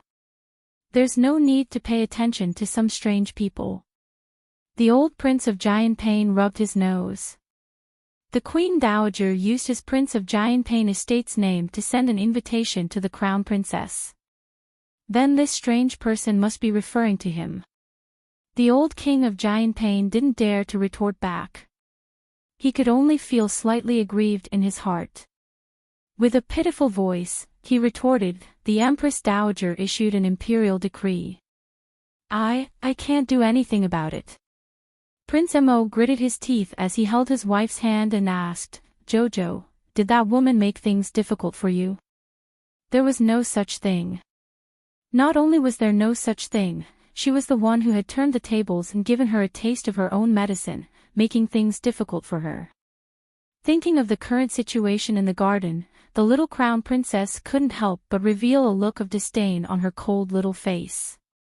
Mo Lien had been paying attention to her the whole time, and the slight changes on her face naturally couldn't escape her eyes. His Jojo seemed to be in a good mood. "Where is the Empress Dowager?" Mo Lien asked coldly. Today, he was going to make it clear to this old woman that his wife was not someone who could be taught by just any Tom, Dick or Harry. The old Prince of Giant Pain took it upon himself to lead the way, leading everyone in the direction of the Empress Dowager's bedchamber. "We'll reach the Empress Dowager after passing through this small garden." "Oh, that's right. Don't look at my garden, it seems to be very expensive. In fact, most of the precious flowers inside were sent over by my elder brothers." The Prince of Giant Pain sneaked a glance at Arbor and continued, "Ever since the last time we gave you, the Crown Princess, a series of compensations, life in the entire Prince of Giant Pain estate has taken a nosedive. It's very difficult." Arbor glanced speechlessly at the old Prince of Giant Pain.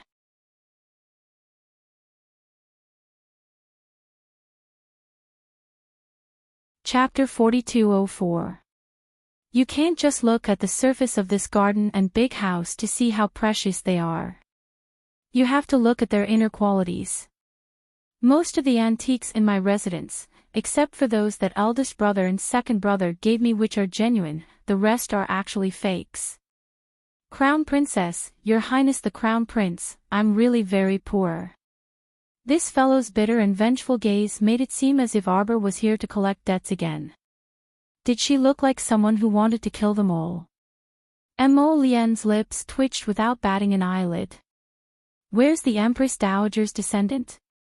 Her bedchamber is just in front. Before the old king of Giant Pain could finish speaking, he seemed to hear a faint, strange sound drifting over from the other side of the flower bed. The little crown princess pulled a long face and instinctively took 2 steps back. Beside her, Gu Shichen turned to look at Mo Lian and revealed a meaningful expression. Mo Lian rolled her eyes at him and reached out to pull his wife to her side. Hugging her, she whispered, "Wife, be careful. There might be something unusual in front." The old king of Giant Pain, Gu Shichen, Mo Kuan, being caught off guard and being fed dog food was really terrible. In their eyes, Prince Mo, who was always showing off dog food, was really a little shameless. Especially the old king of Giant Pain, who was fuming with rage. Although his residence wasn't as impregnable as the imperial palace, nor was it as strictly managed as Prince Kang's residence, at least it was still passable. What did he mean by there was something unusual? How could there be something unusual? Unusual. The old king of Giant Pain's eyes instantly turned round. He suddenly saw that the small garden in front of him seemed to have opened up. In the flower bed in front, there were 3 white figures twisting together in a very frightening posture. One of them suddenly moved his body and turned his face around. When the old king of Giant Pain saw that face, he was so frightened that he fell to the ground on his butt. He kicked his legs and screamed, "I'm blind, I'm blind." Arbor flipped her hand and took out 2 silver needles. "Here." The old king of Giant Pain looked at her in shock. Was she asking him to stab himself in the eyes? Damn it. This girl was too ruthless. How dare he make the Empress Dowager look like this? The king of Giant Pain had just shivered when he heard the young crown princess's cold and stern voice. How dare you? How dare you do such a despicable thing in broad daylight? Prince Mo reacted quickly as well. Although he had never heard his wife say that she would do this, he immediately got into character and started cooperating with her. His face sank, and he said angrily, "Are they all dead? Hurry up and separate them." The disgusting appearance of these 3 people was simply an eyesore. The young crown princess stared coldly at the disheveled woman and sneered, "What are you waiting for? Such a woman who tarnished the previous emperor's reputation naturally has to be executed immediately." Mo Lian then said, "Someone, give her 3 feet of white silk." Everyone, wasn't it a little too fast for the 2 of them to sing and brag? Even if the county magistrate was trying a case, shouldn't he at least have a first trial? You guys, do you have to deal with the Empress Dowager so quickly and strangely? Arbor glanced sideways and saw Aoye jump up with the white silk in his hands. Her eyes immediately twitched. A strange thought flashed through her mind. Could it be that Aoye carried several strands of white silk with him in his inner world to deal with such sudden situations at any time? Empress Dowager Qin looked at the 2 men in black walking over quickly, and her pupils suddenly shrank. "Let's adjust the time tomorrow. It's estimated to be 4 or 5 in the afternoon."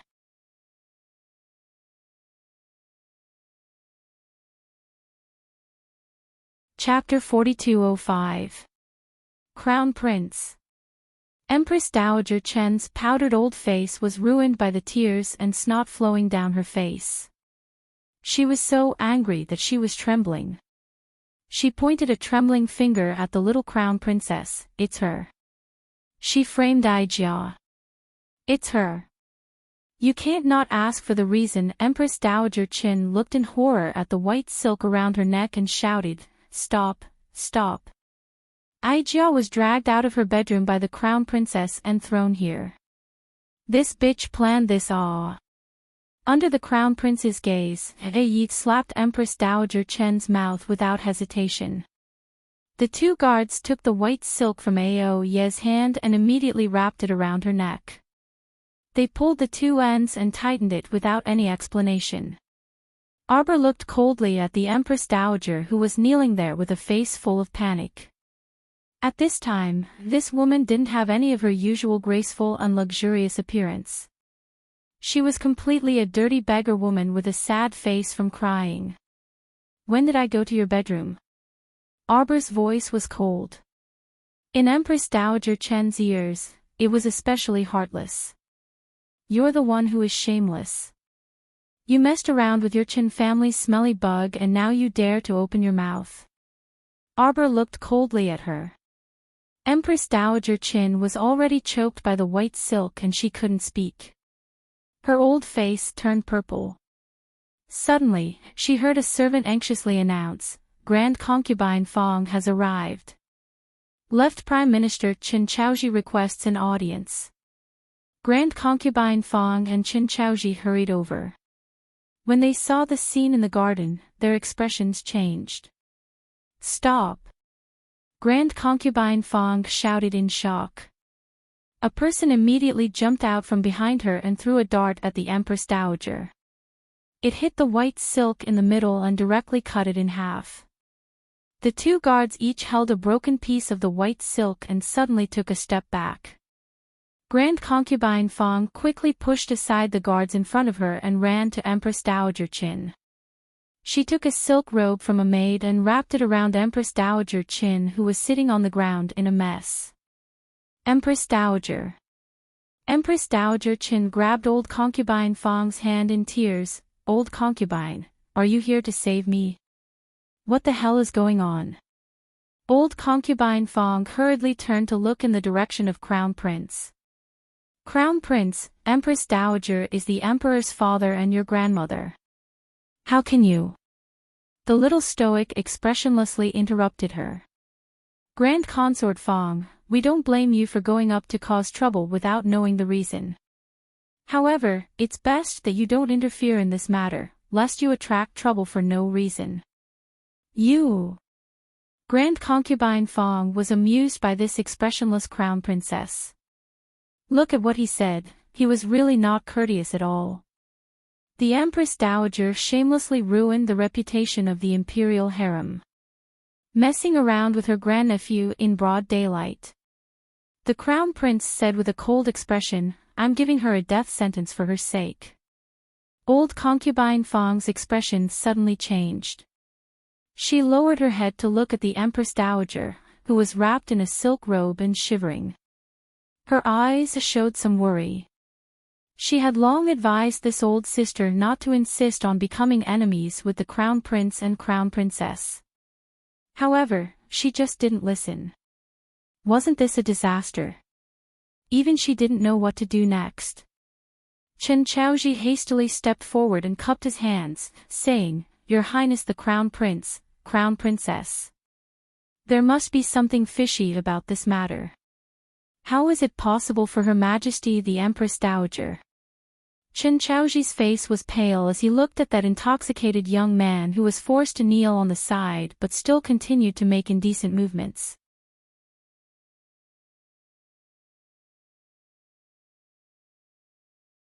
Chapter 4206. Of course, he recognized this Qin family disciple.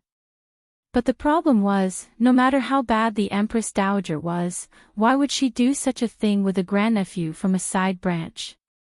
Moreover, it was in broad daylight. Was she that lonely? She must have been wronged. Although Chen Chaoji felt that the Empress Dowager was wronged, he couldn't find any evidence to prove that the Empress Dowager was indeed wronged. Thus, he could only mumble, "Your Highness.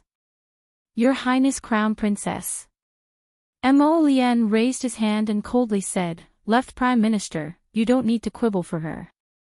This matter concerns the reputation of the royal family.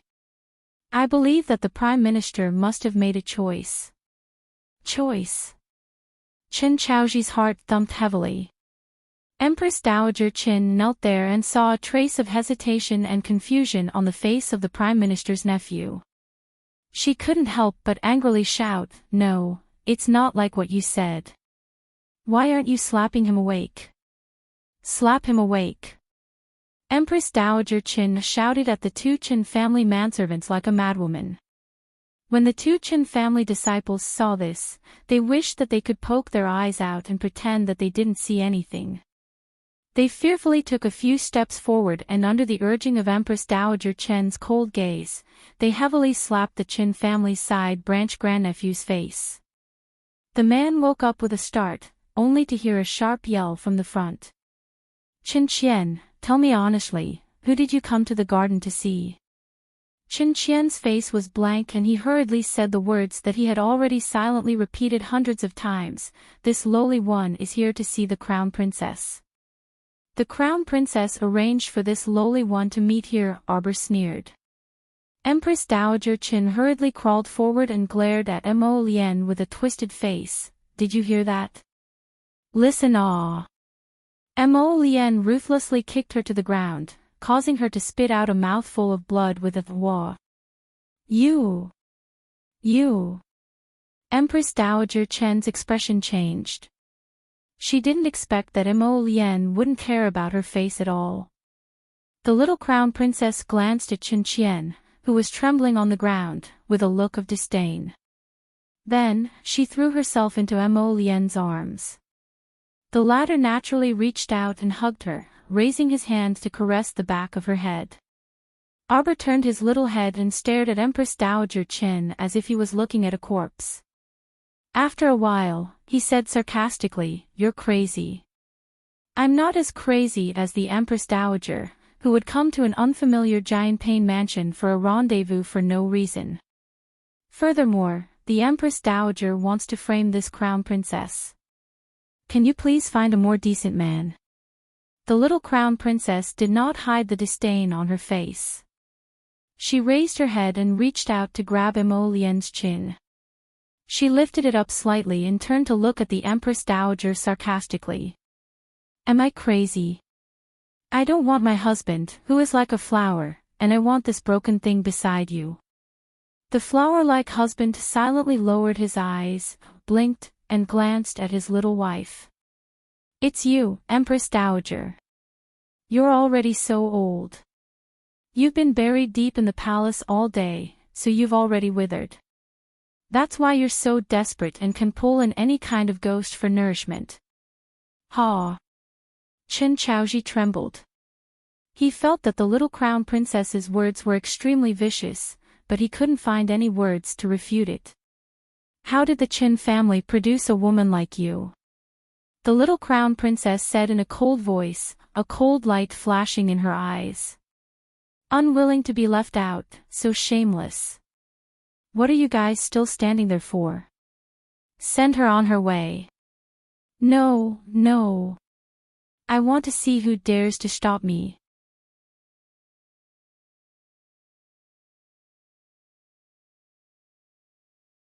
Chapter 4207.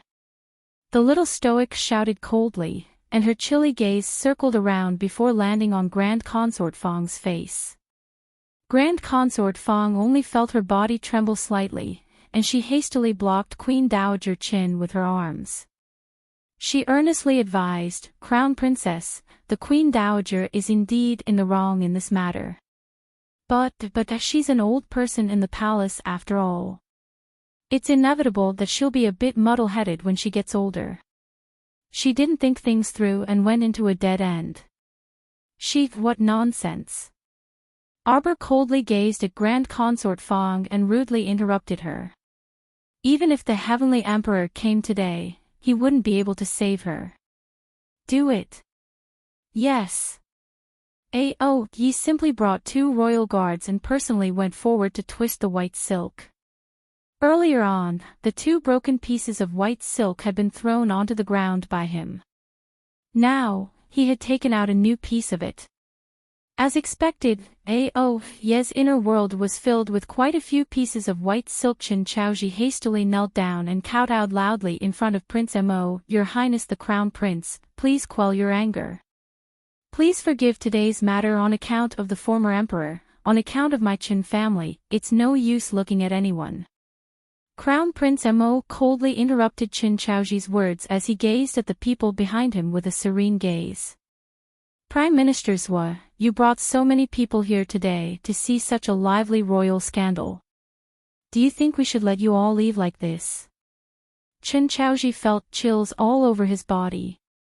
The group of Chen clan servants behind him were frightened to the point they rolled on the ground, and they repeatedly kowtowed and begged for mercy. They mumbled a mess of, "Your servant didn't see anything," and "Your servant won't say anything." However, Mo Lian's extremely chilly gaze landed on them, as if she was looking at a group of corpses. The Prince of Giant Pain and his son continued to cower on the side, not daring to utter a single word. It wasn't that they were cowardly and afraid of trouble. Their Prince of Giant Pain's estate was truly innocent in this matter. Yet the Queen Dowager insisted on tearing apart the Crown Princess at the Prince of Giant Pain's estate. With the Crown Princess's temper, it was already very polite of her not to behead this old witch on the spot. Now, for the sake of the imperial family, the Qin family should be secretly happy that the Empress Dowager's corpse was left intact. If they continued to cause a ruckus, the Crown Prince, who was soft-hearted, sick, and crazy, would annihilate the entire Qin family. What couldn't he do? He was angry because of a beauty. He was just like his father. Stay up late, grabbed one end of the white silk and worked with another guard to tighten it. The Empress Dowager's hands desperately clutched the satin around her neck. She stared at Prince Mo and the little Crown Princess in horror. Her throat made a gurgling sound, and the light in her eyes dimmed bit by bit. Arbor stared at her coldly without any change in his expression. Old concubine Fong was stopped by two guards on one side. She couldn't rush over at all. She could only scream at the top of her lungs, "No, no." Her gaze landed on the young Crown Prince Consort's stern face. For some reason, she couldn't help but shudder when she saw this expression. The two personal guards behind old concubine Fong were naturally stopped by the Crown Prince's people. Just now, they were caught off guard and the white silk was broken. The people of the Night Pavilion were very angry. Naturally, they wouldn't let them go forward to destroy it. Empress Dowager, Empress Dowager. Old concubine Fong cried bitterly. This appearance, the little Crown Princess's faint eyes couldn't help but glance at old concubine Fong's face. In the depths of the palace, was there such a friendship? This old concubine Fong was a good person who valued friendship and righteousness.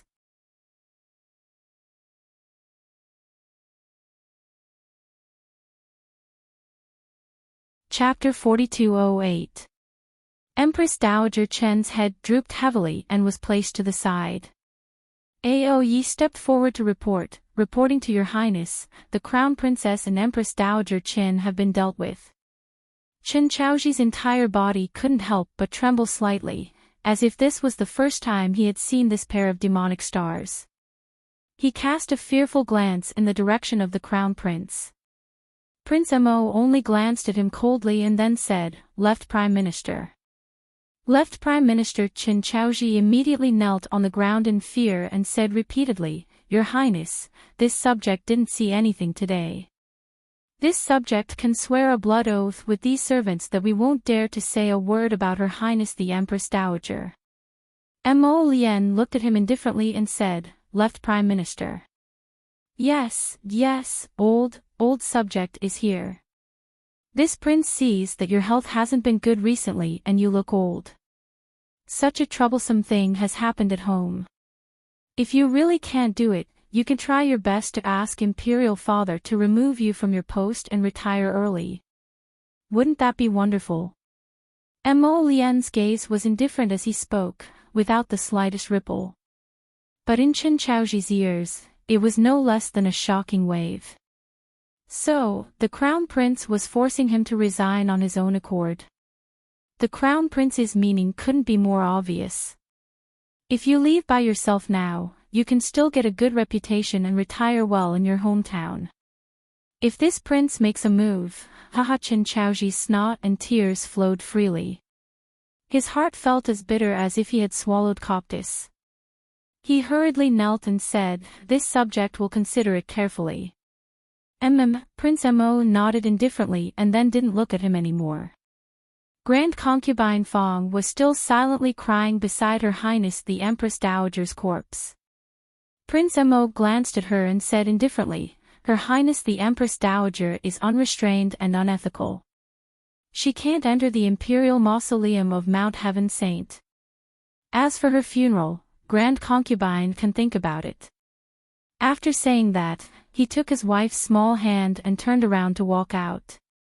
Grand Concubine Fong felt as if she had been struck by lightning. She was so angry that she couldn't help but sway. Your Highness the Crown Prince, death is like an extinguished lamp. Even if the Empress Dowager and the Crown Princess had many grudges before, now that she is dead, shouldn't she enjoy the glory that belongs to her? Mo Lian abruptly turned her head, her phoenix eyes revealing a terrifying storm. Old Concubine Fong was startled by his deep and terrifying gaze. She couldn't help but take 2 steps back. If it wasn't for the sake of the royal family's reputation, I wouldn't have done it. Today, we should cut her into 1,000 pieces. Mo Lian roared angrily. Now that we've left her with an intact corpse, what's there to be dissatisfied about? What was this old witch trying to do? He wanted to completely destroy his JoJo. Was there really such a disgusting woman in the world? There was no deep hatred between the two of them, so why did they have to do such a disgusting thing? Old Concubine Fong was frightened by the Crown Prince's ferocious appearance. She took a few steps back and stammered, Your Highness. You don't know what's good for you. Mo Lian said angrily, Come, throw this evil woman out of the imperial city and burn her. Old Concubine Fong was so scared that she couldn't help but fall to the ground. She reacted in a second and hurriedly begged for mercy, Your Highness, you can't do this, you can't. Mo Lian didn't listen to her and threw a glance at Ao Yi. Ao Yi immediately took the order and led his men forward. They wrapped the old woman's corpse in a white silk cloth, jumped up the eaves, and disappeared without a trace. Old Concubine Fong couldn't help but burst into tears. She seemed to be caught unprepared.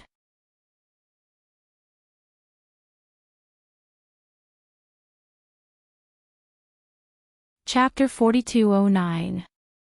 As for Chen Qianhe, that lass, who was kneeling on the side, she was already trembling all over in fright. How would she dare to utter a single word? Your Highness, how should we deal with the two of them? When Chen Qianhe heard someone mention them, he hurriedly waved his hands and shouted, It has nothing to do with me, nothing to do with me. It was Her Highness the Empress Dowager who summoned me here, saying that there's something good for me to take advantage of. How would he have known that this good thing would suddenly become a fatal disaster? Mo Lian scoffed coldly. She had never seen such a brainless person. He didn't even consider that Empress Dowager Qin had him come over to slander the Crown Princess. Whether this matter succeeded or not, it didn't seem to benefit him. He only had himself to blame. Since he was willing to board Empress Dowager Chen's lousy ship today, he was certain that he would lose his life. Mo Lian didn't feel like wasting any more words with him. She directly waved her hand and said, Doesn't Imperial Father have a barrel of bliss? Throw it in. Yes. What barrel of bliss? Chen Qianhe's face instantly paled in fright, scrambling to crawl in Chen Chaoji's direction. Uncle, save me. Chen Chaoji's old face darkened as he glared at him. When he saw him pouncing over, he dodged to the side without hesitation. The Qin family could be considered to have been destroyed in their hands. Save him. Right now, he hated that he couldn't eat his flesh and bones, so how could he save him? After that last Chen Qianhe was dragged away, Chen Chaoji's expression darkened as he was also taken away by the Night Pavilion to sign the Heavenly Tao Blood Oath. Mo Lian pulled his wife's small hand and turned to the King of Giant Pain and his son, who were still pretending to be quails. King of Giant Pain. Ah, here. The old king of Giant Pain hurriedly came before the young couple and smiled apologetically. Crown Prince, don't worry. No one in my King of Giant Pain estate dares to say a word about today's matter. In reality, the servants of the King of Giant Pain estate had already been dispersed by him. Other than him, Kuan, and a few personal guards, there really wasn't anyone else who saw this farce. What kind of joke was this, the old King of Giant Pain thought. He clearly knew that the Empress Dowager Giant Pain was tearing the Crown Princess apart in her estate. How could he be so stupid as to let people come and watch? What good could come out of watching? According to his past experience, none of the people who surrounded the pair of ominous stars would have a good ending. For example, Chen Chaoji today. The old King of Giant Pain chuckled with a brilliant smile on his face. Crown Prince, you can rest assured. Leave the matters here to me. The Crown Prince of Giant Pain, Mo Kuan, couldn't help but cover his face. He always felt that the flattering smile on his old father's face was very painful to the eyes. Mo Lian nodded and did not say anything more to King Giant Pain. He pulled his wife towards the entrance of King Giant Pain's mansion. The old King of Giant Pain and his son sent the young couple off all the way to the door. The joyful smile on their faces could not be concealed. Get the hell out of here. The young Crown Princess read these words from the old King of Giant Pain's eyes and looked at him expressionlessly. King Giant Pain, I see that the purple jade ink orchid in your courtyard is not bad. The old King of Giant Pain's heart thumped heavily, and he hurriedly revealed an innocent old face. Not at all, not at all. Crown Princess, the exotic flowers and herbs in my estate are not even half as many as in Prince Kang's estate. Oh. The old King of Giant Pain's eyes twitched. He turned around and said, Come, hurry and bring the purple jade ink orchid out for the Crown Princess. Not long after, a servant hurriedly brought over a pot of purple jade ink orchid. The young Crown Princess reached out to hug the flower pot and expressionlessly looked at the old King of Giant Pain.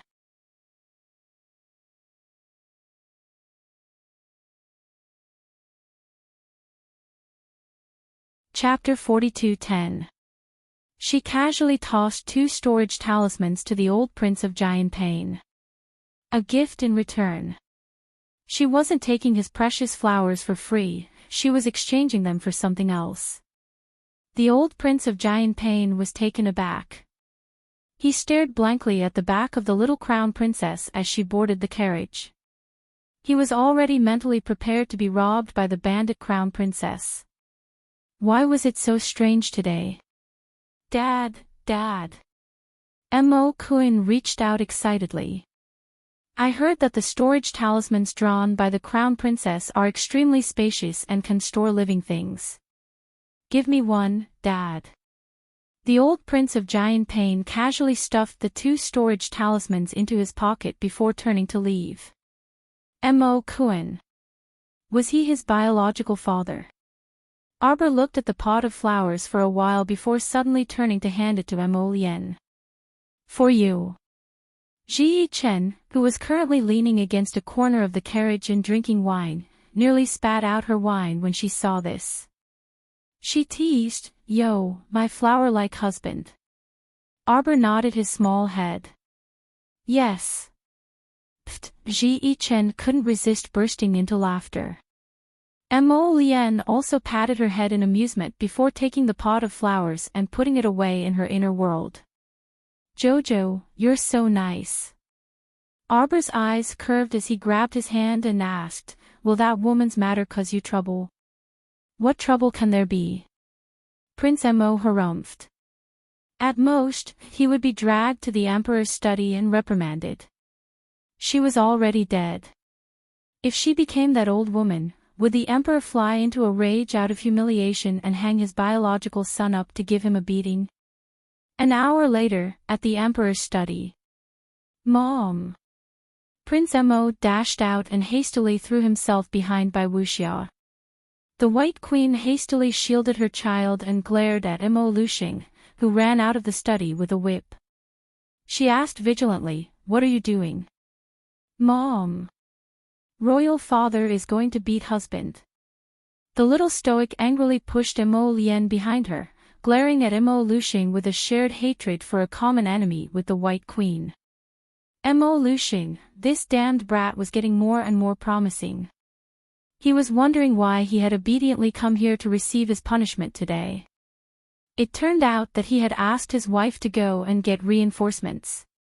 The Empress Dowager did such a shameless thing. "Why did you hit your son?" Empress Bai said angrily. "It wasn't your son who asked her to do it." Mo Lushing looked at his wife speechlessly and pointed at Mo Lien and Arbor. It would be strange if this matter had nothing to do with them. No matter how desperate the Empress Dowager was, it was impossible for her to go to Giant Pain Mansion and do such a thing in broad daylight. Arbor said angrily, "Mother, Imperial Father is being unreasonable. This matter clearly has nothing to do with my husband." "That's right." The White Empress protected her son and glared at Mo Lushing in annoyance. "Don't bother my son with such nonsense in the future. They didn't have eyes, yet they insisted on provoking us. They deserve to die." The Empress snorted. She had long sent people to Giant Pain Mansion to investigate this matter in detail, so how could there be anything she didn't know? The Empress Dowager was in the wrong, but the two of them actually scared Grand Consort Fong into falling ill. The White Empress was taken aback and then snorted. It must be because she couldn't take the scare. The young couple nodded at the same time, expressing their great agreement with their mother's words. The Emperor was instantly angered into laughter. Just as he was about to roar at this pair of treasures, he suddenly saw a eunuch hurrying over and repeatedly kneeling. "Your Majesty, Your Majesty. Lord Preceptor of the State has sent an urgent report." "What happened?" The Emperor took the letter the eunuch presented and opened it to read. His expression changed slightly.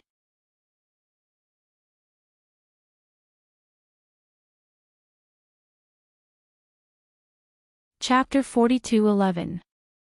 Prince Mo poked his head out from behind the White Queen and glanced at the letter in his father's hand. What kind of message could that state preceptor send back? He was probably thinking about his wife again, right? What is it? The Queen glanced suspiciously at the letter in Mo Lushing's hand. Mo Lushing didn't hide it from her and directly handed the letter over. Bai Wuxia swept a glance over it and harumphed. Truly absurd.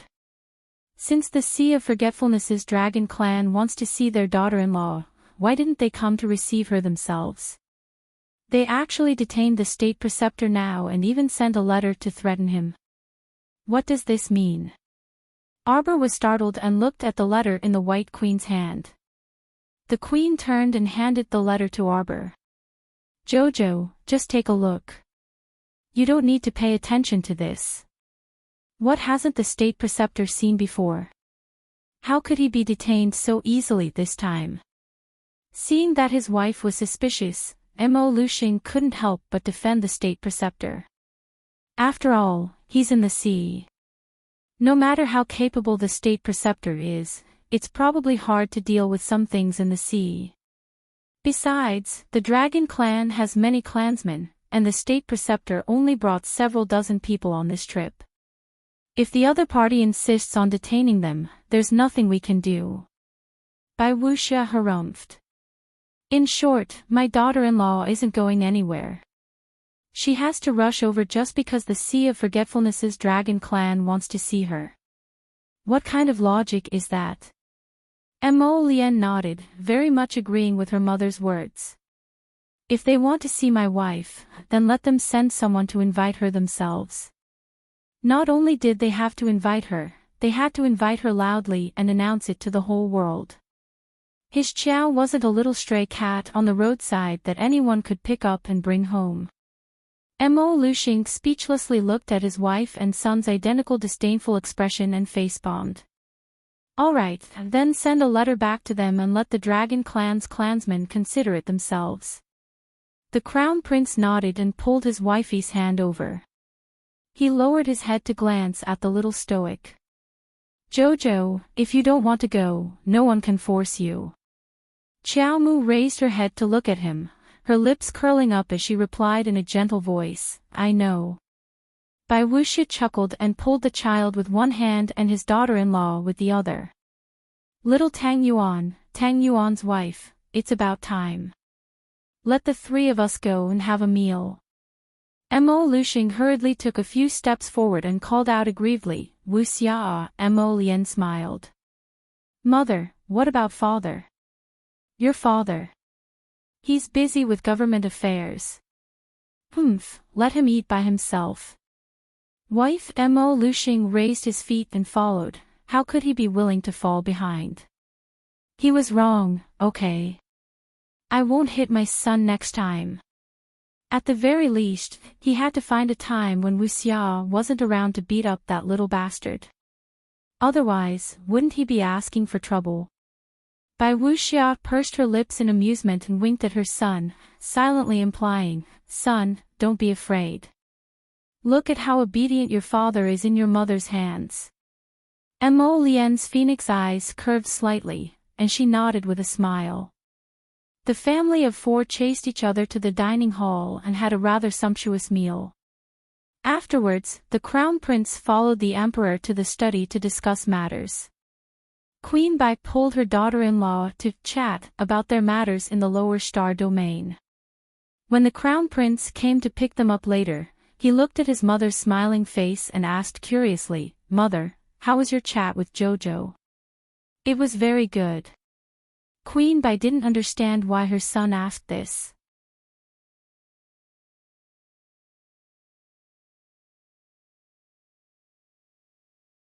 Chapter 42:12. Mo Lian couldn't help but want to laugh. He suppressed his smile and tugged at his wifey's hand. Jojo, what were you talking about with Mother this afternoon? We were talking about you. Arbor's eyes sparkled as she said, You were so cute when you were young. It couldn't be weren't they just chatting? Could it be that Mother was the only one chatting? Mother told him everything that happened before he was 3 years old. Mo Lian instantly felt unwell. What good things could happen before he was 3 years old? Wasn't it eating, drinking, and pooping everywhere all pooey? Mo Lian pulled his wifey and fled from Mother's place. He pinched his wifey's little face. Jojo, forget everything Mother said before. That won't do. Xiao Mu hugged him and climbed up his waist. I've remembered everything that Royal Mother told me. I didn't expect you to be so fun when you were young. No wonder people call you little glutinous dumpling. Mo Lian, where was his authority? The next day, Arbor went to the Star Region to visit Duan Muqing. Her expression was especially serious. Qi Xianxian saw that she pursed her lips and didn't say anything. Her heart couldn't help but beat wildly. Jojo, is it especially serious? Xiao Mu's small stoic face was taut. She abruptly flipped her wrist, and a glistening green fruit with small hairs on it appeared in her palm. The fruit was only half the size of a palm. It looked sparkling and translucent, and a strange fragrance wafted over. When Qi Xianxian smelled the aroma, her saliva almost dripped out. Her eyes widened as she said, Look, it looks delicious. Little Fatty's mouth twitched, and he reached out to tug at her. Why was this child so easily tempted by good food? Jojo, what is this? Lu Yu, Jiang Shaoxin, Ma Ta and the rest also surrounded her and looked curiously at the fruit in her hand. Holy fruit, Arbor said expressionlessly, his large eyes glaring fiercely at Duan Muqing. Duan Muqing smiled bitterly and nodded at her. Yes, yes. I was too presumptuous. I still have to ask Jojo first. Qi Xianxian hurriedly nodded. It's good that you admit your mistake. Jojo, is this the fruit of the little tree? Mata asked with a smile. Arbor nodded and threw the fruit into Duanmuqing's hands. Fortunately, the second sacred fruit that the small tree bore had already taken shape in the divine territory. Otherwise, Duanmuqian would have to use the medicinal power to control his wounds and wait for a while. Now, there were 4 or 5 small fruits hanging on the branches of the little tree. It seemed that as long as the star field was filled with divine power, it would not be a problem to obtain more saint fruits in the future. If a god domain was transformed into a saint domain, perhaps the holy fruits could be endless as well. Perhaps she could first feed the little tree with the holy stone ores that the venerable Peach Blossom Immortal and the others had excavated. While Arbor was deep in thought, Duanmuqing had already eaten the sacred fruit. Everyone looked at him eagerly and could not help but ask, "How do you feel? Is it delicious?" Qi Xuanchuan's question made everyone laugh. This child only cared about whether it was delicious or not. How much was she drooling? Duanmuqing slowly raised his hand. Everyone could clearly see that the rotting wound on his wrist was gradually disappearing in a matter of seconds. Little Fatty exclaimed happily, "Quick, look at the wound. This sacred fruit is really magical." Duanmuqing was also rather excited.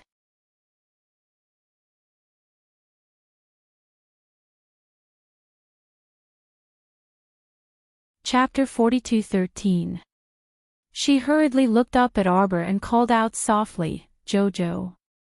Arbor nodded. "I'll get Little Tree to send you to the island. Focus on your advancement and don't think about anything else." Duanmuqing nodded and disappeared in front of them. Qi Xianxian giggled and said, "Jojo, Duanmu ate the holy fruit. Can he still advance?" "Yes." Arbor thought for a moment and said softly, "If there are no accidents, he should be able to break through to the godly state." Everyone's eyes widened, revealing a shocked expression. Was the holy fruit so effective?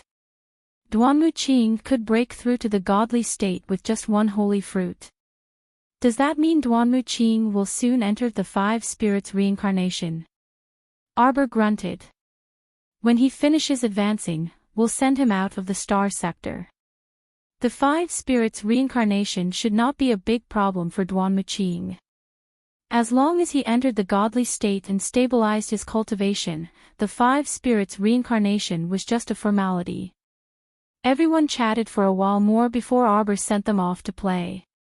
When she left the star sector, she saw Prince Emo step through the door and smile at her. "Jojo, father received a message from the Sea of Forgetfulness's dragon clan early this morning." With that, he handed a jade talisman to Arbor. Arbor touched the jade talisman and saw a message on it. "To the Emperor of the Divine Prefecture, the Dragon Clan has sent people to the Divine Prefecture's imperial capital, Dragonflame City. The transportation talisman array will arrive in a few days. We'll talk then." Arbor raised his eyebrows and said noncommittally, "Oh." His attitude was cold as if it had nothing to do with him whether they came or not. Mo Lian knew that she had a knot in her heart about the Dragon Clan. He patted her head and said softly, "Let's listen to what they have to say." Arbor glanced at him. "We have nothing to do today. Let's go to the hot spring at Half Moon Cliff's splendid villa." "Sure." Mo Lian nodded and smiled. "Your Highness." Xiao Yi jumped in from outside the high wall and said with a gloomy expression, "Something happened, Your Highness." Mo Lian raised her eyebrows slightly. "What happened?" "Your Highness."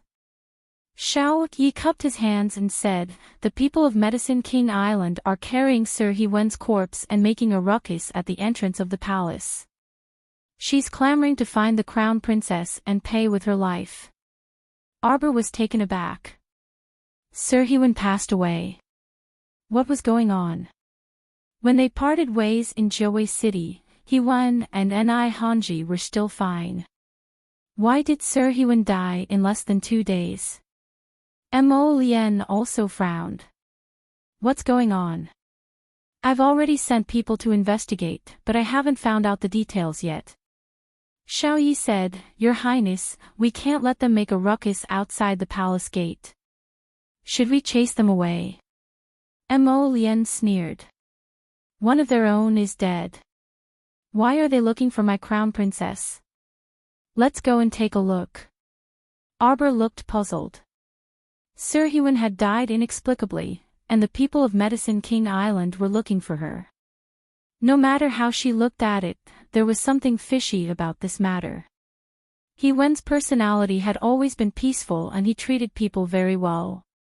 Arbor also couldn't figure out who would have wronged him. Mo Lien lowered her head and glanced at her. You don't have to care about these things. I'm fine. Arbor raised her hand and shook Missouri Lien's hand. She also had doubts in her heart, so she naturally wanted to go out and see what was going on. Moreover, the people of Medicine King Island had already come to pick on her. If she shrank back and didn't accept the challenge, wouldn't it make people think that she had a guilty conscience and didn't dare to meet people? What a joke.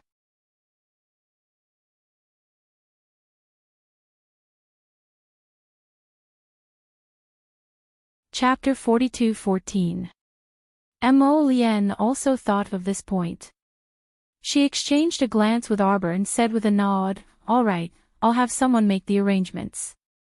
At the same time, Ni Hanji was kneeling beside His Excellency Hewen's corpse, her head drooping as she secretly wept.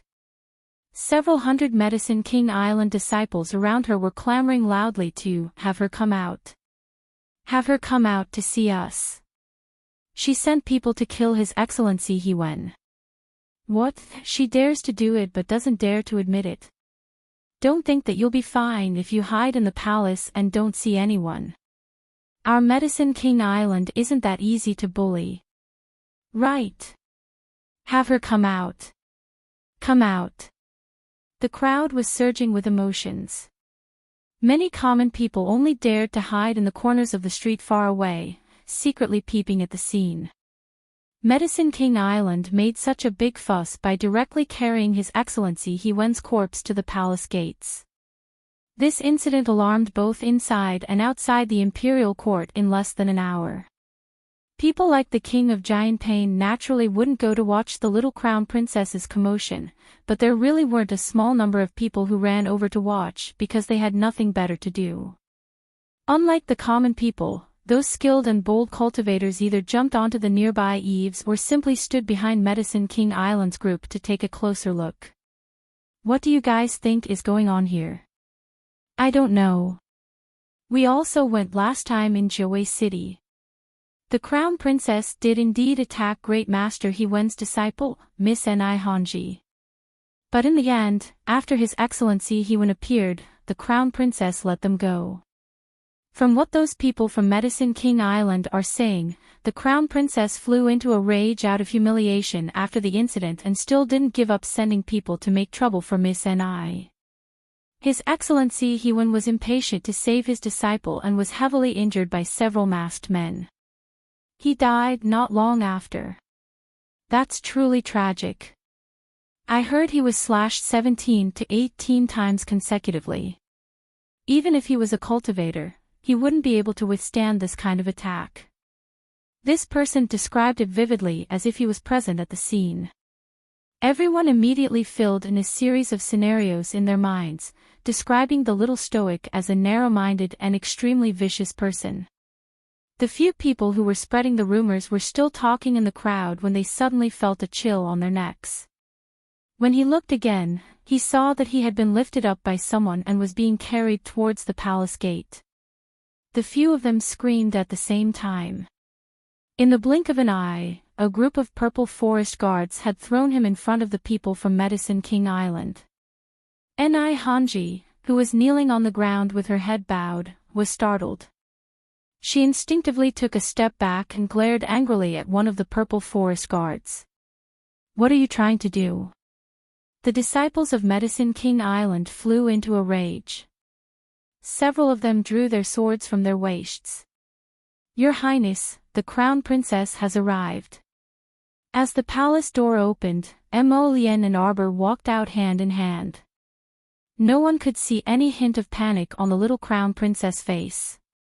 From beginning to end, there was only an indifferent stoic face, and her watery eyes swept over everyone. The few people who were seen by her clear eyes immediately felt a sense of inferiority. It was as if they were merely clowns jumping around like bedbugs and grasshoppers jumping around in front of the palace gate. Under this kind of dazzling light, everyone was at a loss for what to do. Standing at the very front of Medicine King Island's group was a young man in flowing white clothes. His long hair was combed meticulously, and his expression was very solemn and dignified. Your Highness, Crown Princess, this is Medicine King Island's young island master, Sir Wei Su.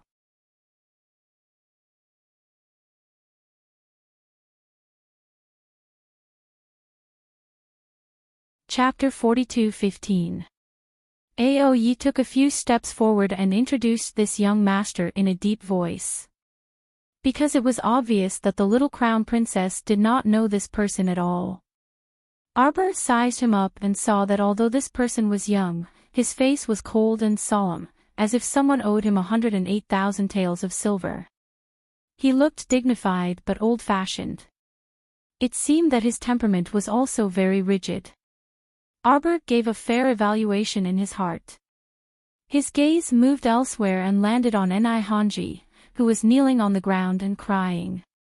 Oh, it had only been a few days, but this Ni Hanji looked much more haggard.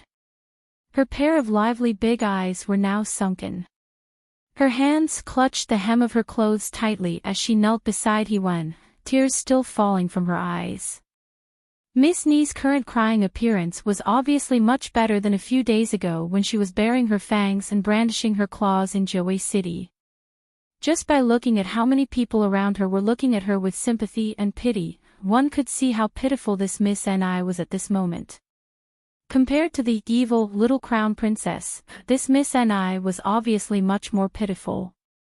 Wei Su bowed to Emolienne and Arbor and went straight to the point. This Wei is here to discuss the matter of our island's great consecrator, Hewen. Emolienne saw that this person was well-mannered and had a decent attitude. She said faintly, after we parted in Joey City, we husband and wife have not met with your island's great consecrator. Ni Hanji suddenly raised her head and suppressed a trace of anger.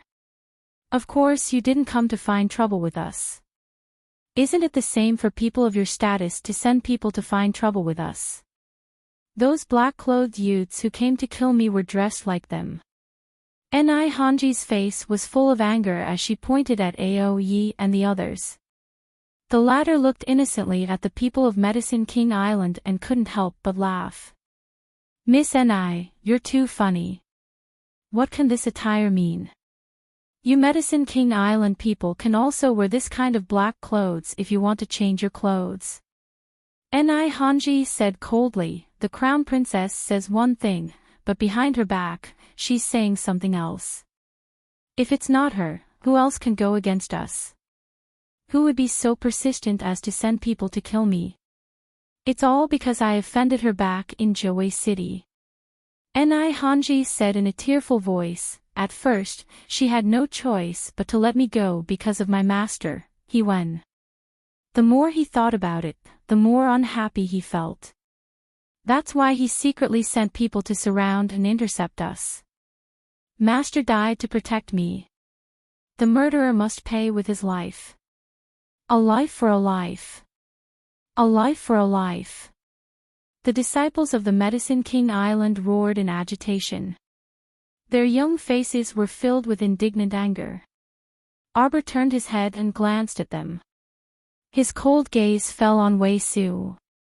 After a while, he said, everyone on Medicine King Island has no problem with their intelligence, right? The little Crown Princess's voice was not loud, but it was clearly heard by everyone present. Everyone couldn't help but be slightly stunned. You're saying that I sent the Purple Forest Guard to kill someone? Where's the evidence? Arbor looked at them coldly. just based on Ni Hanji's mouth. Then can I also say that Sir Hewan was killed by Ni Hanji? Ni Hanji's expression changed, and her eyes turned red.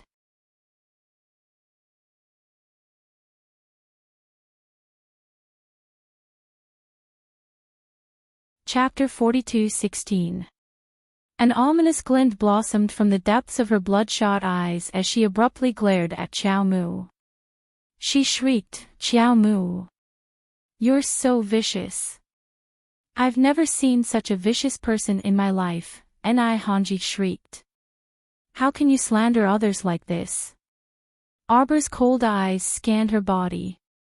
Suddenly, she said calmly, "Originally, I was just like you, speaking as soon as I opened my mouth. But now, I'm really going to suspect you." A person's first reaction of guilt and fear was the most realistic. Just now, when she said, "Ni Hanji killed Sir Hewan," Ni Hanji's expression changed abruptly. It was as if she would die from fear in an instant. It was too realistic, too realistic. But was it just a possibility? Ni Hanji was Sir Hewan's only disciple. Hewan had always valued and loved her. For Ni Hanji's sake, he had not hesitated to bear the punishment himself in Jiawei City and stood up to ask the little crown princess to let Ni Hanji go. Logically speaking, Ni Hanji should be respectful to her master. She could not have done such a thing. Unless something had happened between them. Wei Su's handsome face was as dark as water. He turned to Arbor and said coldly, "Crown Princess. You must have proof before you speak. You slandered junior sister Ni like this. Do you think the people of Medicine King Island can be bullied by others?" Arbor glanced at the man coldly. "You also know that you must have proof before you speak. Then why did you carry Sir Hewan's corpse and cause a ruckus in front of the palace without proof? Also, you sent people to mix in with the crowd and spread rumors. Do you think this crown princess has a good temperament and can accept everything?" Wei Su's face darkened. "Who sent people to spread the rumors?" Aoyi stepped forward and kicked a hooligan on the ground. "Then we'll have to ask the person who spread the rumors." With that, he gave a look and the purple forest guards went forward to search the hooligans. They each found a small bag of spirit coins. The bags were of the same design and had the same weight of spirit coins. It was obvious that they were given to them by the same person. Wei Su's expression instantly turned extremely ugly. "Who paid you to come here and spread rumors?" The thugs begged for mercy, but they didn't know who gave them the money. Everyone said that when the man appeared, he was wearing a bamboo hat, gave them a bag of spirit coins, and asked them to say a few words in the crowd. What else was there to be unclear about? Sure enough, someone had secretly arranged this, bribing these idlers to come to the palace gates and spread rumors. "Ni Hanji, are you that bamboo hat man?" Arbor coldly glanced at her, taking in her exceptionally pale complexion. This person's guilty expression was too obvious. Ni Hanji's face turned angry as she snapped, "You've wronged me. Wrongly accused." Xiao Mu gazed coldly at Ni Hanji and asked, "Do you think that no one will know what you've done in secret?" Ni Hanji's expression changed abruptly. Her hands tightly clenched the corner of her skirt. What do you mean by that?" The spirit's summoning charm was disrespectful to the dead. Arbor naturally didn't want to use it on Sir Hewan. Arbor had another method that could quickly investigate the truth. She cast a thought-provoking glance at Ni Hanji. "Have you heard of time reversal?" Ni Hanji's heart pounded. She had a feeling that the situation was about to spiral out of control.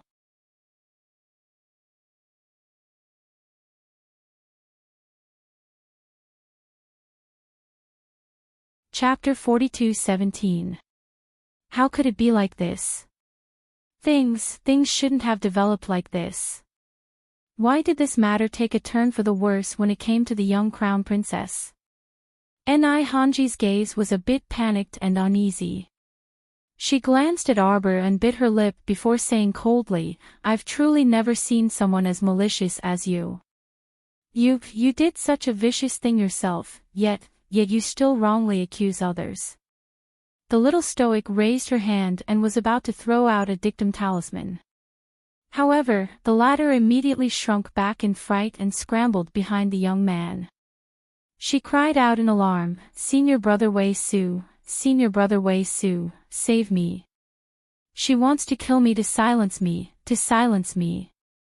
Wei Su gazed icily at the young crown princess and raised his hand to block Ni Hanji.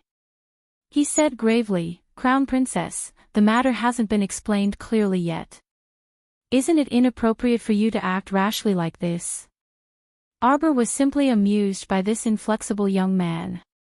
He put away the dictum talisman and said coldly, "This is a dictum talisman to make her speak the truth. I didn't want to kill her." Wei Su frowned noncommittally, and his expression contained a bit of distrust. He straightened his body and blocked Ni Hanji's path like this. At this time, Qi Xianxian, the little fatty, and the others stealthily ran out from the star domain and blended into the crowd. When they heard Arbor's words, they couldn't resist jeering and sneering. "Oh, look at this Miss Ni. Is she that scared? It can't be that she really did something shameful, right? That's right.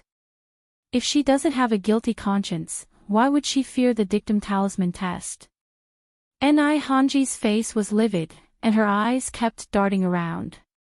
She shouted angrily, Who is hiding in the crowd? Come out and speak if you have the guts." Qi Xianxian harumphed and quickly walked out of the crowd. "Come out and speak then. Do you think I don't dare?" Ni Hanji stared at Xianxian coldly. She bit her lip and leaned against Wei Su's leg. "Senior Brother Wei Su, you can't believe their words. It's Arbor. Arbor sent people to kill my master. It's her. Miss Ni, don't be so presumptuous as to slander me. That day in Jiawei City, our Jojo let you off for the sake of your master. With her personality, she wouldn't be so bored as to send someone to cause trouble for you. That's right. If I wanted to kill you, I would have done it on the spot. Why would I need to go through so much trouble?" Little Fatty snorted. "You are all her relatives and friends. Naturally, you will speak for her." Ni Hanji cried out with a pale face. She couldn't help but shrink behind Wei Su. "Senior Brother Wei Su, you must help me. Help me. They want to kill me. Kill me. Don't tell me you have paranoia." The little fatty glanced at the woman speechlessly. Ni Hanji's cowardly appearance was indeed very difficult to enter Wei Su's eyes. However, as the young master of Medicine King Island, he had to prioritize the people of Medicine King Island in everything he did. Although he was extremely displeased that Ni Hanji showed such cowardice in front of outsiders, relatively speaking, he still believed Ni Hanji's words more. His Excellency Hewen treated Ni Hanji so well, so how could junior sister Ni harm her own master? That crown princess was simply making irresponsible remarks and spouting nonsense. Arbor stopped Qi Xianxian and the little fatty, who still wanted to argue, and turned to look at Wei Su. "If it's proven that I've been wronged, how will Medicine King Island compensate?" The little stoic's voice was chilly.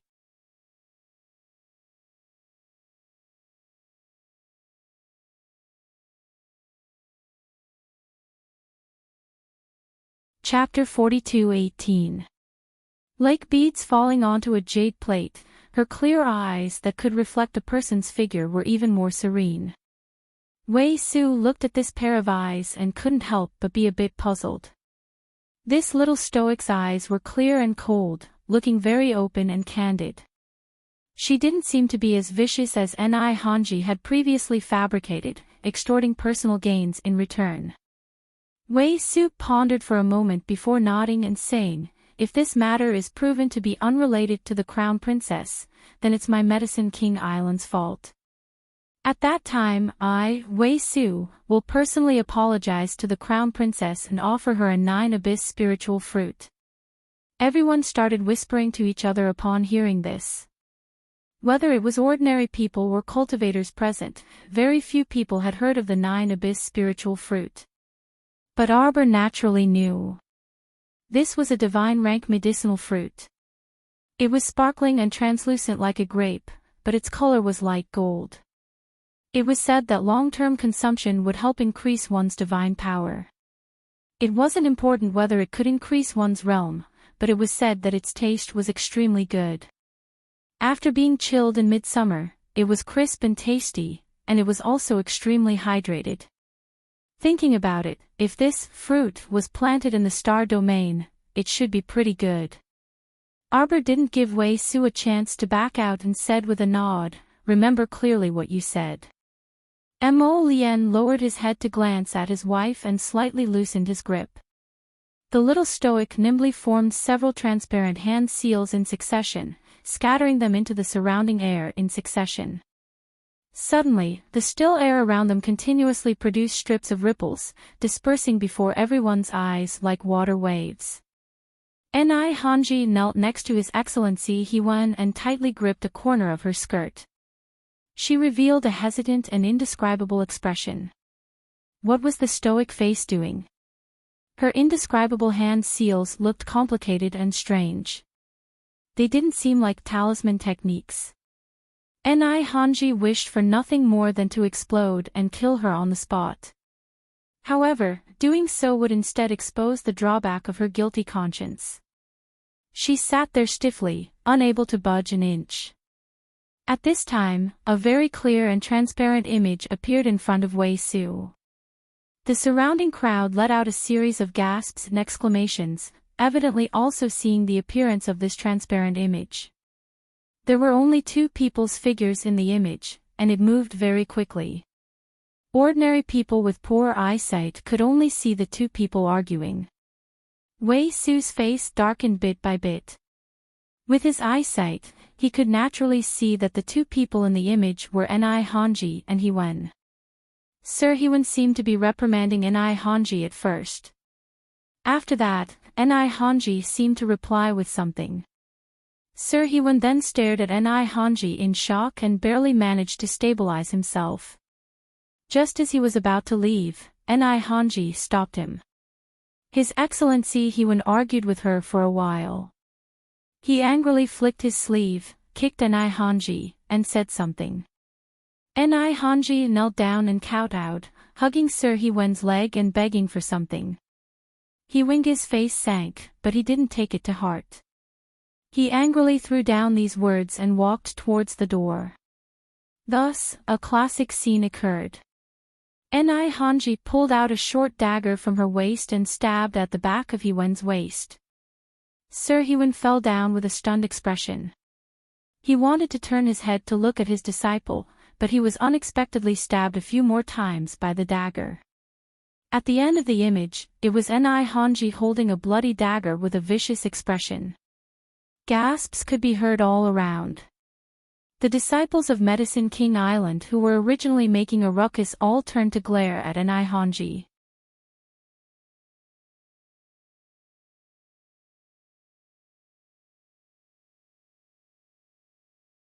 Chapter 42:19. What was there to be unclear about now? Although there was no sound in the video, how could Ni Hanji stab His Excellency Hewen desperately with a knife in the video be fake? Ni. Junior sister Ni. A green-robed woman beside Wei Su roared, You. Wei Su was naturally so infuriated by this scene that his entire body trembled. He looked at Ni Hanji as if he was looking at a dead person. Ni Hanji shuddered under this gaze and hurriedly shouted, It wasn't me, it wasn't. Senior brother Wei Su, senior sister Yan Shui, don't be fooled by this witch. This is witchcraft, witchcraft. Ni Hanji's body trembled as she shouted angrily, You know, she's a talisman master, so she naturally knows witchcraft. Pretending that my master was killed by me, isn't that what she's good at? How could I possibly kill my master? Hanji hurriedly crawled a few steps on the ground and crawled in front of Wei Su and Yan Shui. She cried out in a low voice, "Senior brother Wei Su, senior sister Yan Shui, I've been framed." Scram! Yan Shui, who abhorred evil, kicked Hanji away. Her eyes were spitting fire as she unsheathed her sword with a clang. "You're a crazy bastard. How did Sir Hewen treat you? Everyone on Medicine King Island knows about this. You murderous beast, you're worse than pigs and dogs, how dare you treat Sir Hewen like this? Today, I'll get rid of you on behalf of Sir, and clean up the sect from Medicine King Island." Ah! Hanji rolled on the ground, avoiding Yan Shui's sword. She scrambled to crawl towards Wei Su, whose face was as dark as water. "Senior brother Wei Su, senior brother Wei Su, believe me, believe me. I didn't kill Master, I didn't. It was her. It was Arbor, she wrongly accused me, she harmed me. She used talisman techniques to fake this video." Hanji trembled all over, looking at Arbor as if she was looking at a ghost. What witchcraft was this? How could she present the events of 2 days ago so clearly in front of everyone? Too terrifying, too terrifying.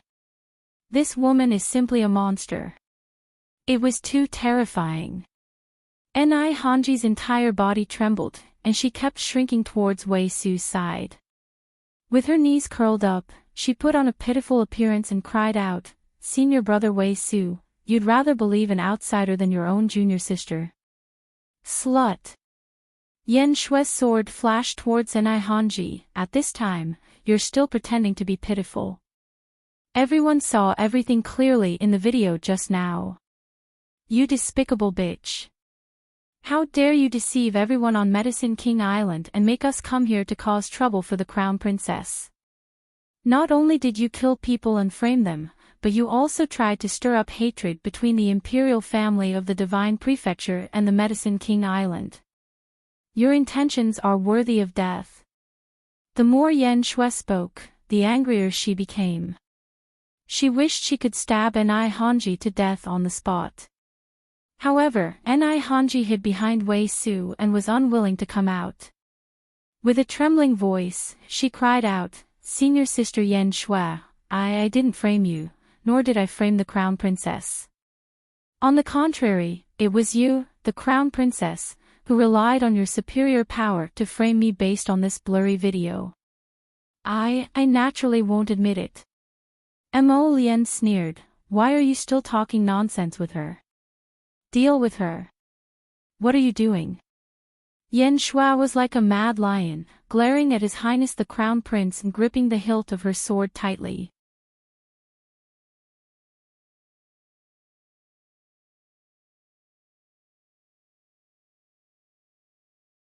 Chapter 42-20. My Medicine King Island's inferior disciple will naturally be dealt with by my Medicine King Island. No one else needs to interfere. The Crown Prince couldn't help but laugh coldly as he retorted, "I see that you guys are indecisive and don't know how to deal with it. I'll just deal with it on your behalf." "Do it." "Yes." Several black shadows darted out from all directions and grabbed Hanji's arms. In a flash, Hanji was dragged out from behind Wei Su as if she was a chick. Hanji kicked and tried to resist, but her arms were twisted and broken by the purple forest guards and thrown in front of the Crown Prince and Crown Princess. With a loud bang, Hanji fell to the ground like a dead dog and desperately shook her legs that were still intact. "What are you doing? Senior brother Wei Su, senior brother Wei Su, are you just going to watch a few outsiders abuse your junior sister of Medicine King Island?" Yan Shui said with a sullen face, "No matter how incompetent our Medicine King Island is, we don't need others to deal with a slut." Arbor's cold gaze swept over the girl. This green-robed girl had a long face and high cheekbones. From her appearance and tone of voice, one could tell that she was a proud and arrogant person. And in Medicine King Island, she was probably someone with an extremely high status. Wei Su looked at Ni Hanji, who was lying on the ground and twisting her body, and suddenly cupped his hands in Arbor's direction. Crown Princess, my Medicine King Island was rash in this matter. Senior brother Wei Su. Ni Hanji was shocked and shouted, unwilling to give up, you actually believe outsiders and not me? Slut, shut up. Yen Shui reprimanded angrily. Do you think that everyone else is a fool? Don't tell me that no one has eyes to see such an obvious image. You said that the Crown Princess of China slandered you and made a fake image, then why does it look so real? Could it be that she can even simulate the clothes you wore that day and the furnishings in the room? When everyone heard her words, they couldn't help but understand. That was indeed the case. The furnishings in the image just now were obviously real. Moreover, the clothes on their bodies and various other details were also rather realistic. It clearly didn't seem to be fabricated with talismans. Thinking of the words time reversal that the Crown Princess had mentioned before, the people of Medicine King Island, although they did not know what it was, all of them secretly remembered it and planned to check the ancient books later to see if there was any record of it. Wei Su took out a jade box and presented it to the young Crown Princess with both hands. This is a small token of my apology. Arbor glanced at him and took it without saying anything. She liked people who were straightforward and could admit their mistakes. That was a good character. What he hated the most was the kind of person who couldn't help but put up a last-ditch struggle even when the truth had already been exposed. Ni Hanji was one such example. She didn't open the box in front of everyone and directly put the jade box into her inner world. Then, she turned around and glanced at Ni Hanji. Wei Su continued, Crown Princess, this one has a presumptuous request. Please use a dictum talisman on her. I want to know what Sir Hewen was arguing about with her before he died. Arbor had the same intention. Previously, it was Wei Su and the others who stopped her from using it. Now, it was their own people from Medicine King Island who requested to use the dictum talisman. That was great. However, Ni Hanji trembled all over and screamed. She glared at Wei Su and said sharply, Senior brother Wei Su, is this how you protect your junior sister? Wei Su looked at Ni Hanji coldly. You only have yourself to blame for deceiving your master and destroying your ancestors. Now, I just want to know the truth.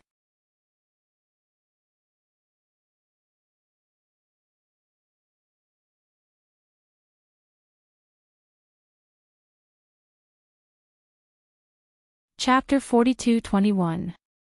Senior brother Wei Su. Ni Hanji gritted her teeth and hatefully said, even you were deceived by this woman. Wei Su directly turned his face to the side, not wanting to say another word to her. Wei Su had nothing to say to this kind of person who had been caught red-handed but was still trying to argue his way out of it. A purple forest guard pulled her up on her knees, and Arbor flicked a dictum talisman toward her, its talisman energy instantly tunneling into her glabella. The jade talisman returned to the young Crown Princess's hand, and Ni Hanji, who was kneeling on the ground with downcast eyes, was already under the dictum talisman's control. Wei Su coldly asked, Ni Hanji, why did you kill your master? Ni Hanji abruptly looked up, her face contorted, and she abruptly said, he asked for it. He only knows how to say that I'm wrong all day long. I'm his true disciple. Ni Hanji angrily roared, he always nags me about my willfulness and recklessness, saying that I should restrain my temper. Why should I restrain myself for someone else? What does that Crown Princess have to be so smug about? Ni Hanji's face contorted. She boasted that she could refine the resurrection pill, but in the end, she couldn't even save her own master.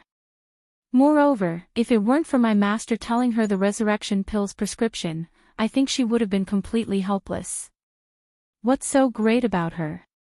She says she's invincible, but it's extremely difficult to do it. Since she's always so arrogant, I'll add a few strokes to the original Bodhi Revival herb's medicinal diagram so that she'll never be able to find the real Bodhi Revival herb in this lifetime. She won't be able to save her master. The young crown princess's gaze instantly dropped below freezing. Those two pitch-black pools seemed to be filled with poison, so dark that one couldn't see the end of them. The resurrection pill's leaves are needle-shaped and will never bloom nor bear fruit. She originally thought that His Excellency He Wen's medicinal knowledge was poor and incorrectly drew the resurrection pill, but it turned out that this damn woman tampered with it. If she didn't know the truth, if she didn't have Planet Forest and obtained the revival Bodhi grass long ago, wouldn't she really be like this wretched woman said? Wouldn't she be unable to obtain the real revival Bodhi grass and save Murong Sun in this lifetime? Murong Sun was already so pitiful. She was already dead, so why did she have to feel sorry for her? Why couldn't he come straight to her? Why did she want to implicate her master? The little crown princess felt suffocated and uncomfortable. She pulled out the vine whip from her sleeve with a sullen face. The barbed vine whip landed on Ni Hanji's face. Ugly face, even more vicious heart. However, Ni Hanji acted as if she didn't feel anything and continued to talk non-stop. Whose master is he? Who was her heart leaning towards? When he found out about the revival Bodhi grass, he actually turned around and left, saying that he was going to ask for forgiveness from the crown princess. He also said that he would take my cultivation and expel me from Medicine King Island, and that he would never recognize me as his disciple again. Ni Hanji's face turned cold and vicious as she spoke. Do I, Ni Hanji, still want to live? Do I want to live well? If I'm expelled from Medicine King Island by him, what future do I have? What future do I have to talk about? What did I do wrong? I'm only struggling for my life to survive. If I don't kill him, he'll cripple my cultivation and expel me from Medicine King Island. How can I, Ni Hanji, live a lowly life like a normal person? That kind of lowly person whose life is worthless isn't even worthy to carry my shoes. Everyone was stupefied as they watched her hooting while kneeling there with a bloody face.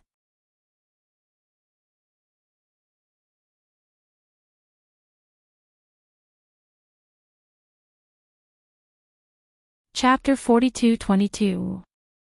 The current Ni Hanji had a bloody whip mark on her face. It was not pretty at all. The onlookers truly felt that the young crown princess was right. Her face was ugly, but her heart was even uglier. Wei Su turned around and bowed to the young crown prince consort. Apologies, Your Highness the crown prince and crown prince consort. It was our first impression that caused you trouble. My Medicine King Island was in the wrong first. I, Wei Su, am willing to accept the punishment of 3 lashes. After speaking, he looked at Yen Shui, who was standing stiffly at the side. Young Island Lord. Beat. Wei Su removed his outer robe and said coldly with his back facing the crowd. Yen Shui bit her lips and removed the whip from her waist. Her hands were as fast as lightning, and she lashed out 3 times with great accuracy. 3 bright bloody scars appeared on Wei Su's back. Arbor's eyes moved slightly. Seeing him so straightforward, he did not say anything. Yen Shui went forward to pass him the medicine, but Wei Su only put on his outer robe calmly. He turned to Prince Mo and cupped his hands. Your Highness, Crown Princess, Ni Hanji has committed a grave mistake. I will personally escort her back to Medicine King Island to receive the most destructive heavenly punishment. Oh. You want to take her away? Mo Lien glanced at the other party noncommittally. The heavenly punishment of Medicine King Island was to cripple a person's cultivation, cut off their legs, and make them into a medicine man like a stick. Mo Lien had heard of this punishment before. It was famous for being as cruel as being branded by a cannon. Ni Hanji had already regained her senses. Hearing Wei Su's words, she was so frightened that she trembled continuously. The heavenly punishment of Medicine King Island was so horrifying. How could she go through it? Wei Su. You dare to do this to me? Have you forgotten how much my master has contributed to Medicine King Island all these years? It's precisely because Sir He-Wen is a highly respected person on the island of the Medicine King, yet he was killed by a treacherous villain like you, Wei Su said coldly. Shouldn't a vicious woman like you be sentenced to death? Cripple her cultivation before taking her away, Wei Su said coldly with a decisive expression. Yan Shui had long disliked her. If it wasn't for this woman making a mistake and picking Medicine King Island to cause trouble in the Imperial Palace, how could Senior Marshal Brother be put on the spot and receive 3 lashes as punishment in order to make up for his mistake? Medicine King Island had countless ways to destroy a person's cultivation. Yan Shui took out a bottle of medicine from her inner world and directly poured it into Enai Hanji's mouth. Enai Hanji struggled with all her might, whimpering and whimpering. It was nothing more than her noble status, that she was already a heaven-grade alchemist, and so on. Yan Shui hated her for being ruthless. How could she show mercy to her? In just a moment, he poured the entire bottle of medicine into Enai Hanji's mouth before turning around to look at Wei Su. Wei Su turned to face the Crown Prince and the young Crown Princess and said in a low voice, I will be taking Enai Hanji away. Please do not stop me. Don't worry, Medicine King Island will definitely not tolerate such a treacherous person who killed her master. Arbor looked deeply at this Master Wei and nodded with an indifferent expression.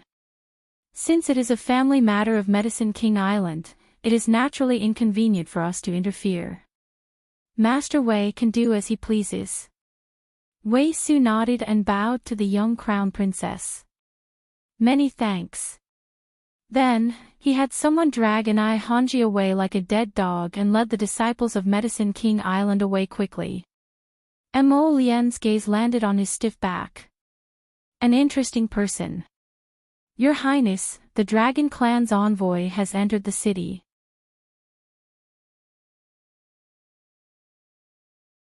You're tuning into the LoveLore Library YouTube channel. We're so grateful for your support and don't forget to subscribe to join us on this incredible journey through captivating stories. Your generosity through donations truly makes a world of difference, as it's the primary source of revenue that allows me to expand and enhance this channel for you. Thank you from the bottom of my heart for being a part of this adventure.